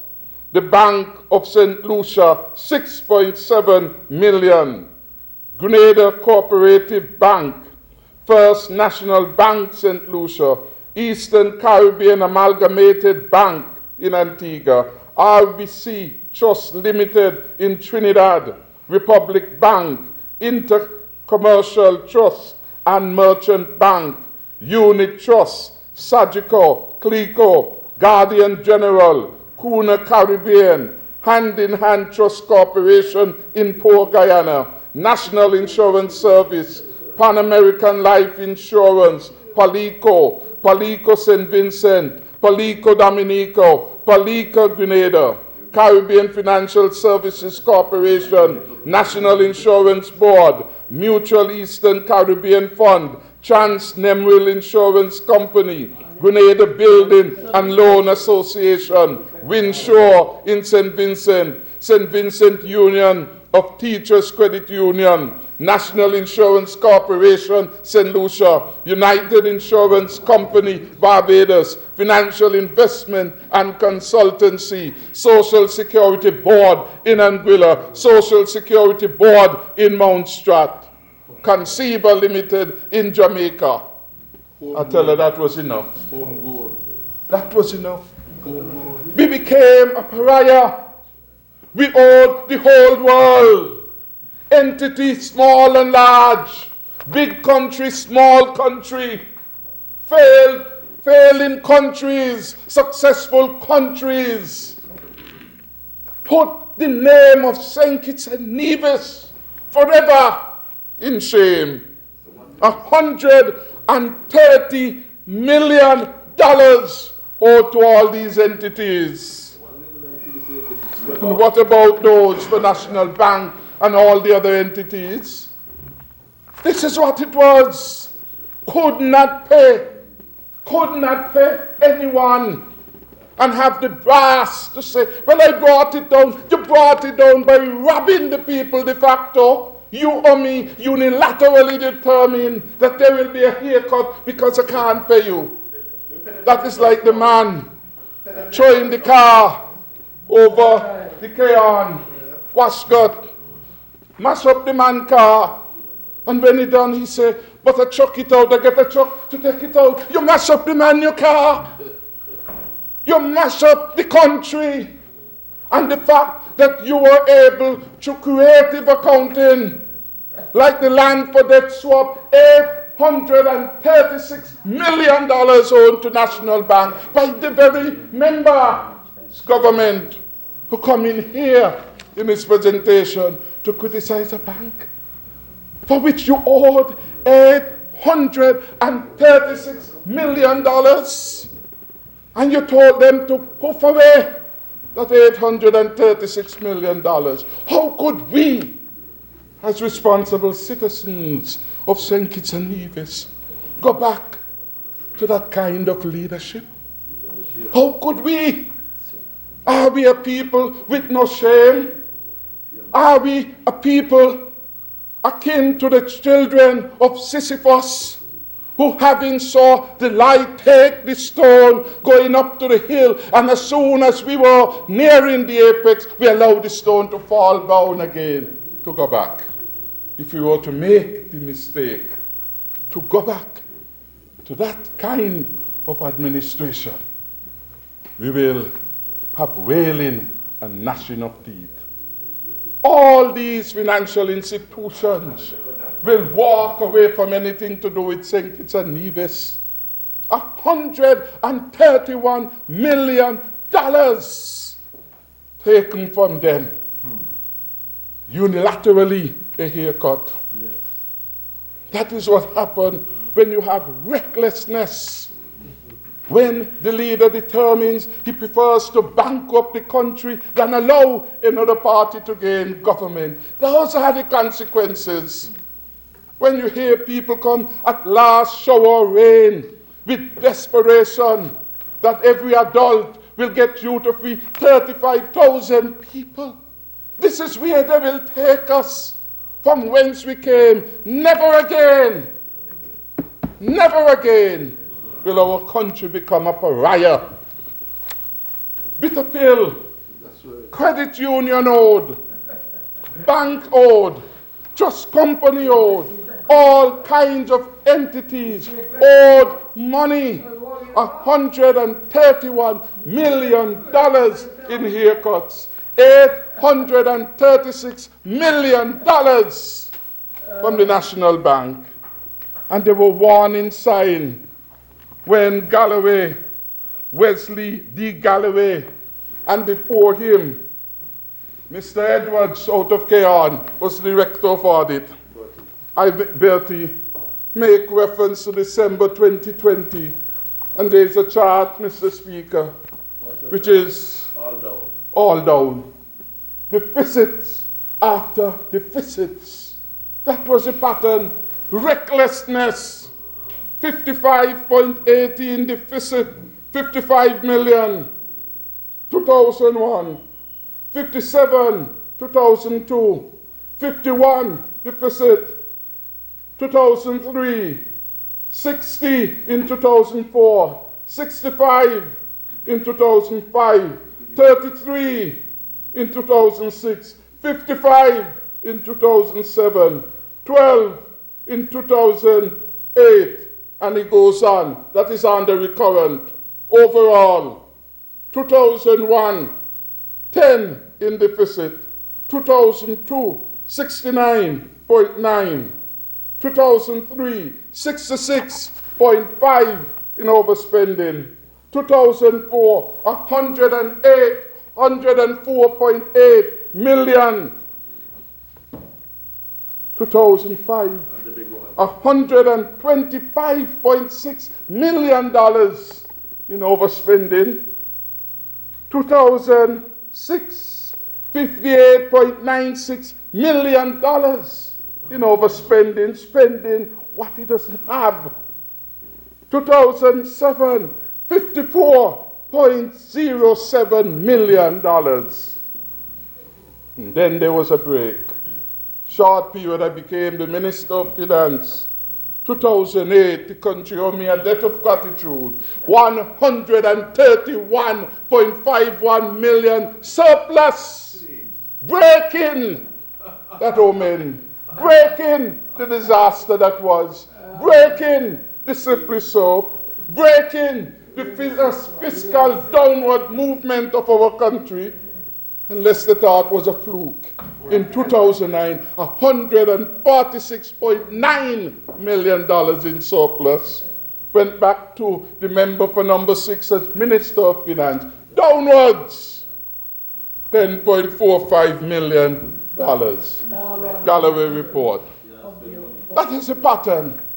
So when you hear all of these giveaways, all of a sudden, Mr. Speaker, you know, it's an act of desperation from a Mugabe-like mind. That is what it is. An act of desperation to mash up the country again, to take us back to the era of haircut where even the church was not spared. When a man steals money from the church, it is bad, it's a curse. When a man imposes a haircut, it is tantamount to stealing for the church, because it's a unilateral determination that I won't pay you. Is it true that you had a 50% for back in 40 years? Mr. Speaker, Is it true, sir? we will not go back there. First of all, And in their confusion, Mr. Speaker, in their confusion, they talk about economic recession. No economic recession under our watch. Stable growth. Year after year, Mr. Speaker, when there was recession, they are fond of the IMF because they had 225 million owed to it, indebted to it, needed its blessing for policy prescription. But the IMF in its release, number 14/138 says, St. Kitts and Nevis, 27th of March, is recovering from a 4-year economic recession. 4 years of economic downward. 4 years downward under the Douglas administration. No longer are we talking that way about recession in St. Kitts and Nevis. We have growth year after year under the Team Unity-led government. The IMF recorded negative growth in 2010, negative growth in 2011, negative growth in 2012. Mr. Speaker, continue after that. The same IMF report says you had 1.7 and 2.7 growth in this report. You would have been refused. But let's do the mathematics. Even accept you had 11. The IMF report, which you so like, is saying 1.7, 2.7 in its release. In the year, it is saying here 2013 and 2014. But even accept for a moment that you had 11% growth for the last 2 years of your last term ever in office.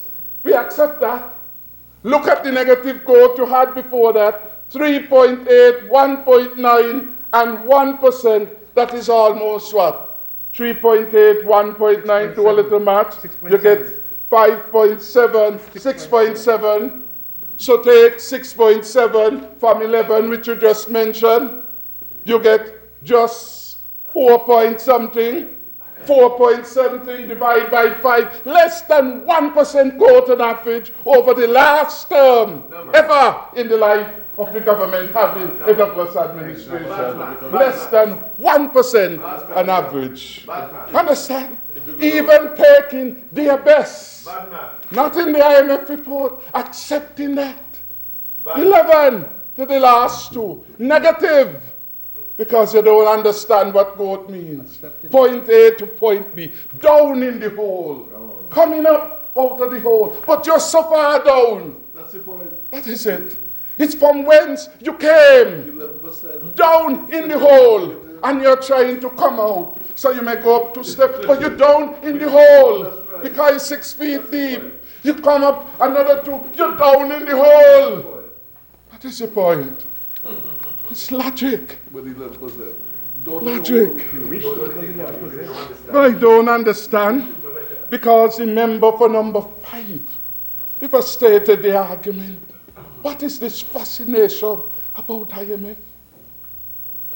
He showed their multiplicity of report.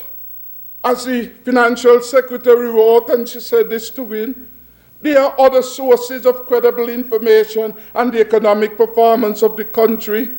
The same data files we share with the IMF, we share with CDB, we share with ECCB, we share with ECLAC. Why can't they read and understand that there's a CDB report, Country Economic Review for 2018, with regard to the performance of St. Kitts and Nevis. It says that St. Kitts projects an increase in growth from 3% in 2019, mainly on the back of expanding construction and tourism activities. Where you live here, you know that the tourism is booming. You know that construction is booming. You heard that in the presentation. You know when the country is alive and well. What's the main reason you hide? So the IMF tells you that. But no. They don't want the good news. They're hoping somewhere that they will find bad news. But there is none, except with respect to the FinCEN advisory occasion by the reckless approach to management by the Douglas administration. There is no bad news, except in November 2014, when the Canadian government withdrew our visas.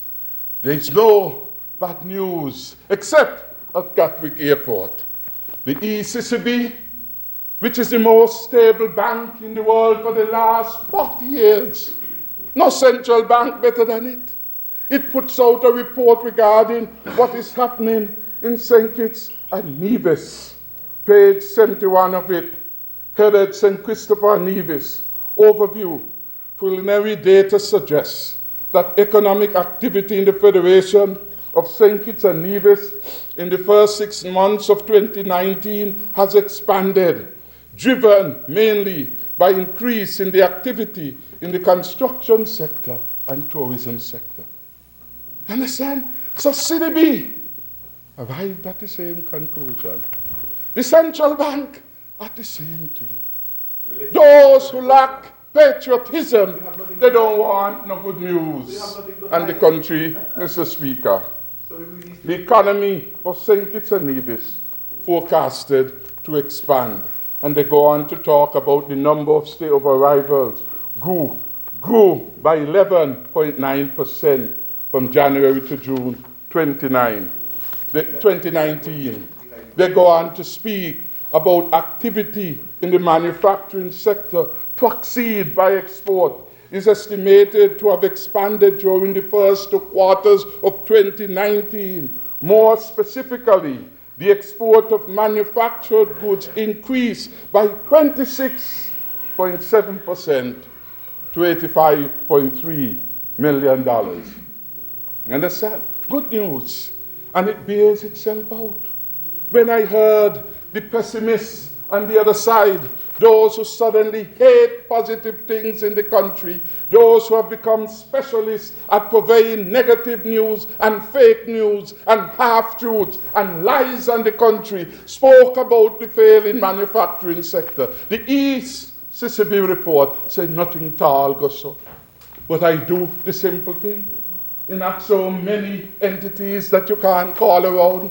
I call Carol Evelyn. Carol, tell me how many people at Harrissover. 225. I gave out the data at my press conference. I call Jaro. How many persons and how does that compare? Jaro's employment went up. I call Cajola Cristado. They went up by 100% increase, a second shift increase, another plant line. Mr. Speaker, the employees at Lucian were employed at Jaro Limited. Thank God for Minister Amri and a team unity government. It closed, yes, but that is the nature of the vicissitudes of the marketplace. But what is important was that every one of them, everyone was offered work by an expanding other entity in manufacturing. 40 plus of them took up. You understand? So overall, there has been growth, not just in dollar terms, because they were focusing here in the dollar worth of export. I was focusing on the improvement in people's life. I was focusing, like the Minister of Labor, and ensuring that the mother has a week's salary coming home, a week wage to help her daughter and her son. Jobs. That is what we were focusing on. They predicted that the electrofab would have closed. When we contacted electrofab, I said, but we don't know why those people of the Labour Party is bringing the plant into politics. We are not into any politics. We have no plans to close electrofab, as was being said by the misleaders of the Labour Party. How unpatriotic could they be that they only want to hear bad news in our beloved country? Shame on those people. And to think that once upon a time, which must ensure once upon a very long time, they held the levers of government in the country. And now they have lost. They have no love for good things happening in our country. We had the report from MECLAC, came out on the 13th of December. And again, good news. St. Kitts fiscal situation, number 1 in the region, the Economic Commission for Latin America and the Caribbean, an agency of the United Nations with over 190-something countries being a membership of that. And they rank us on some 5-6 indicators to be world class and world best. That is where we stand as a nation, proud and free. And it will only get better once we continue with team unity. So manufacturing doing well. And if we go to this report, which all of us must read, you would see they describe all the other sectors and how we were doing with respect to that particular issue, Mr. Speaker. So we were hearing a lot of false information, Mr. Speaker. You look at what is happening with respect to business development. I mean, we have the largest number of business licenses ever issued in the history of the country. The last time, count in 2014, they delivered 269 business licenses for 2014. For 2019, we have so far delivered, as at the 9th December 2019, this is from the Financial Secretary, 637 business licenses in our country. And we have the name of all of these: DC Trucking Haulage, J Simple Torch, Express Solutions, and you could go on and on. This is it here. This is the evidence. This is the cover note. Gloom and doom of the opposition. Their lives must be very miserable for them every day to wake up with fake news, to wake up scandalizing the country. You all need to pray, man. Something is wrong with that spirit. It is not a patriotic spirit. It is not a spirit of love that pervades such falsehood with such consistency. It is an ill-disciplined mind, practice in doing harm to people, and this country can well do without it. An indisciplined mind. Clerk report. I asked the gentleman to do the analysis. The conclusion I would read, but the report is dated 13th December, looking at the trajectory across some 12 indicators.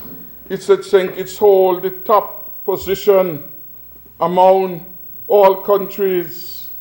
It holds it within the top 2 position in terms of inflation, its gross external debt, non-financial public sector debt, central government gross public debt, and fiscal balances.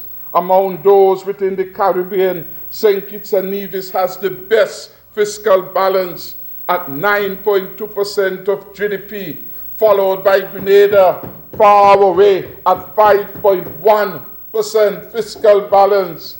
Barbados, with the IMF inflow, not yet 1%, but 0.8%. St. Lucia is in negative at 0.3. Jamaica is in negative at 0.6. Belize is in negative at 0.7. Bahamas is negative 2. Trinidad and Tobago, oil rich, negative 2.5. St. Vincent and the Grenadines, negative at 2.6. Antigua and Barbuda, negative at 4.2. Guyana, negative at 4.9. Suriname, negative 10.9. Wow. St. Kitts and Nevis, for the record, Yes. and for the haters of progress, Yes. and for the lovers of progress, Yes. a massive 9.2. And this is coming from a publication of the United Nations. Positive. No fake news. Positive 9. So when the Minister of Finance comes, press conference after press conference to say, we are in surplus, the rest of the world knows and agrees. You can't get anything more international than the United Nations system. And the United Nations system, with the best brain power across 192 plus countries and entities, have endorsed your country, our country, as having the best fiscal host. The best fiscal host. If you dare to become ignorant, if you dare to forget, we will go back from whence we came. And we must never, as a nation, go backwards. And we are not going back to the Douglas administration, which we rejected in February of 2015. We will not go back to the IMF again, borrowing. We will not go back to the day when our electricity bill went up 85% under the last administration. We will not go back to the day when 600% increase in water.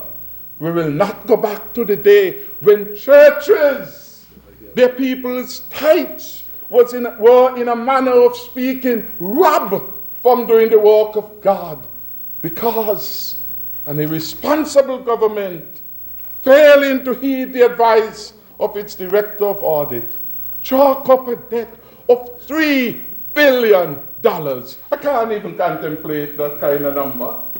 That is too big. That's 3,000 followed by 6 knots coming behind. I don't understand them kind of money. Small, poor man from Tabernacle, $3 billion, that's like a dream. I will never be able to count it in a lifetime. But that is what he did. $3 billion in debt. And come with his slickness. Poof! I poof away the debt. And to poof away the debt, they created the anomaly. Created this nonsense called a dividend guarantee payment to National Bank, where he paid National Bank $27 million. And the rationale was to ensure that by puffing away all that $750 million debt off the bank books, the bank no longer had a source of interest income. So to cover that up, the deception never came to the public, and put $27 million to cover off that screen, Mr. Speaker. We will certainly not go back to that, because there is a better way. There is a responsible way of doing business and running government. And they could do their fancy work. They could spread their fake news. Responsible entities around the world have observed this government as the best example, as a well-managed state. That is what we set out to do with our good governance agenda, with our prosperity for all agenda. That is what we set out to do. The rule of law index World Justice Report recorded that St. Kitts and Nevis was the best and good governance, the best in the entire OECS. In CARICOM, we were number 2. In fact, we shared the same score as Barbados. Barbados got an overall score of 0.65. St. Kitts and Nevis, 0.65. The global rank, because there's a tie, 28 and 29. Same score overall. In other words, we are a leader globally. We got 0.65 or 65%. America got 71%. There's not much they can teach us and show us as the smallest country in the world, holding ourselves high. That is what Team Unity has done for our country. Transform it, improve its reputation. And this is where we are at. And the member who doesn't read properly, doesn't do research, comes and without understanding what it is he's reading, somewhere in the Bible it is written, how can I, unless somebody guide me? When people write a little script, give you to bring into the parliament, you must read it, attempt to understand it, ask for supporting documentation, because somebody must guide me. Yes. Senior Minister, where you remember the passage? How can I? It was the Ethiopian. Yes. Biblical, can't go wrong. How can I? Unless somebody guide me. Guide me! That what this was doing was giving indication. Here in the World Justice Report was warning the government. What warn what government? When we are in the top 30 in the world, when we are class A, when we are best in the OECS, when we are the second only to Barbados with the same overall score, how dare could they warn us? We are the example of the best managed state in the world. That is what the ECLAC report is saying in terms of our finances, in terms of our ability to control.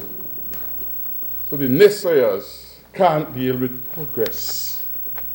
That is why they were anxious to get a Dominican passport, want to run the country, but can't be content with holding its most sacred document, has to run to another country, swearing allegiance to that country. They come here, want to come back again. This Magagami, this Mugabe-like behavior, Mr. Speaker. Mr. Speaker, in closing, Mr. Speaker, because we need to go to the book launch of Sir Kennedy, Mr. Speaker, that is going to take place and perhaps has already started. Sir Kennedy is a statesman who has earned the respect of the people of St. Kitts and Nevis.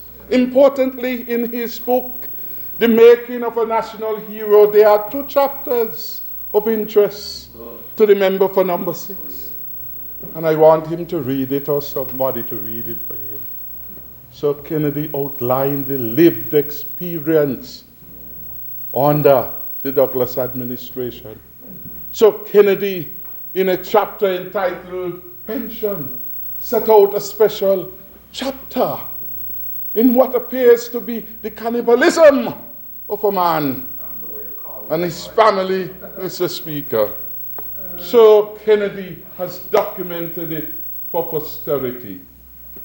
Mr. Speaker, we have come together as a team to advance this country that we love, to advance this country from the point that we have met it in down in performance, with a pariah status in the world.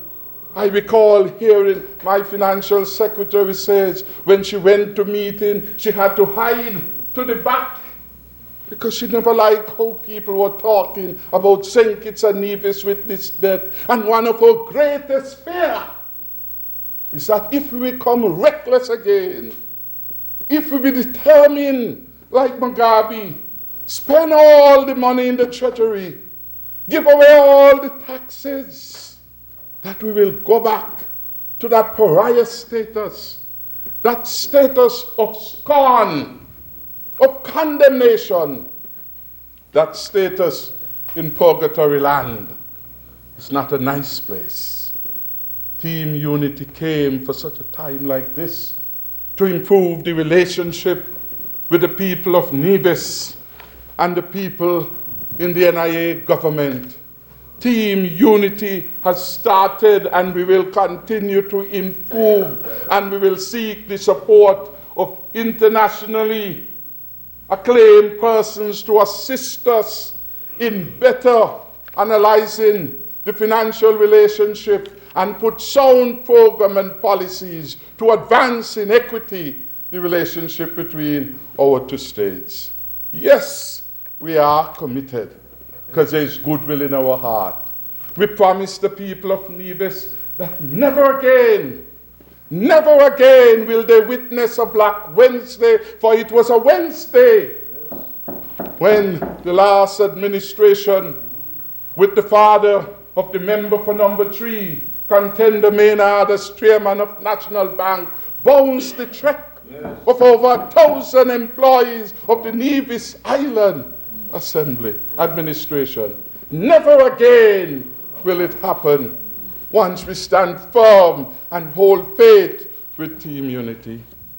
My team stands ready to continue the next chapter in our book, the book about good governance and prosperity for all. In his autographing of my book, Sir Kennedy made mention to the fact that his greatest joy and inspiration has been our work in bringing prosperity to all the people. Our work in extending assistance to the poor man and woman in St. Paul's, as we would in East Barstair and Central and number 8 and number 7. And they have seen and felt the difference of the caring, compassionate support of a government that loves, not one that is put there to carry out a vendetta and to destroy. That is where we are today. And I thank God Almighty for the support. It has been sometimes a most difficult journey, but there has been commitment. My teacher in the formative years of this movement said to me, there are 3 qualities: perseverance, courage, stamina. And a high sense of justice. It is the high sense of justice when we recognize, Mr. Speaker, where the country stood in poverty in the land, when we examine the report of the CDB conducted study, where it told us that a quarter of the population of St. Kitts and Nevis in 2008, a quarter were poor. They were earning less than $6,400 per year. Poverty in the land.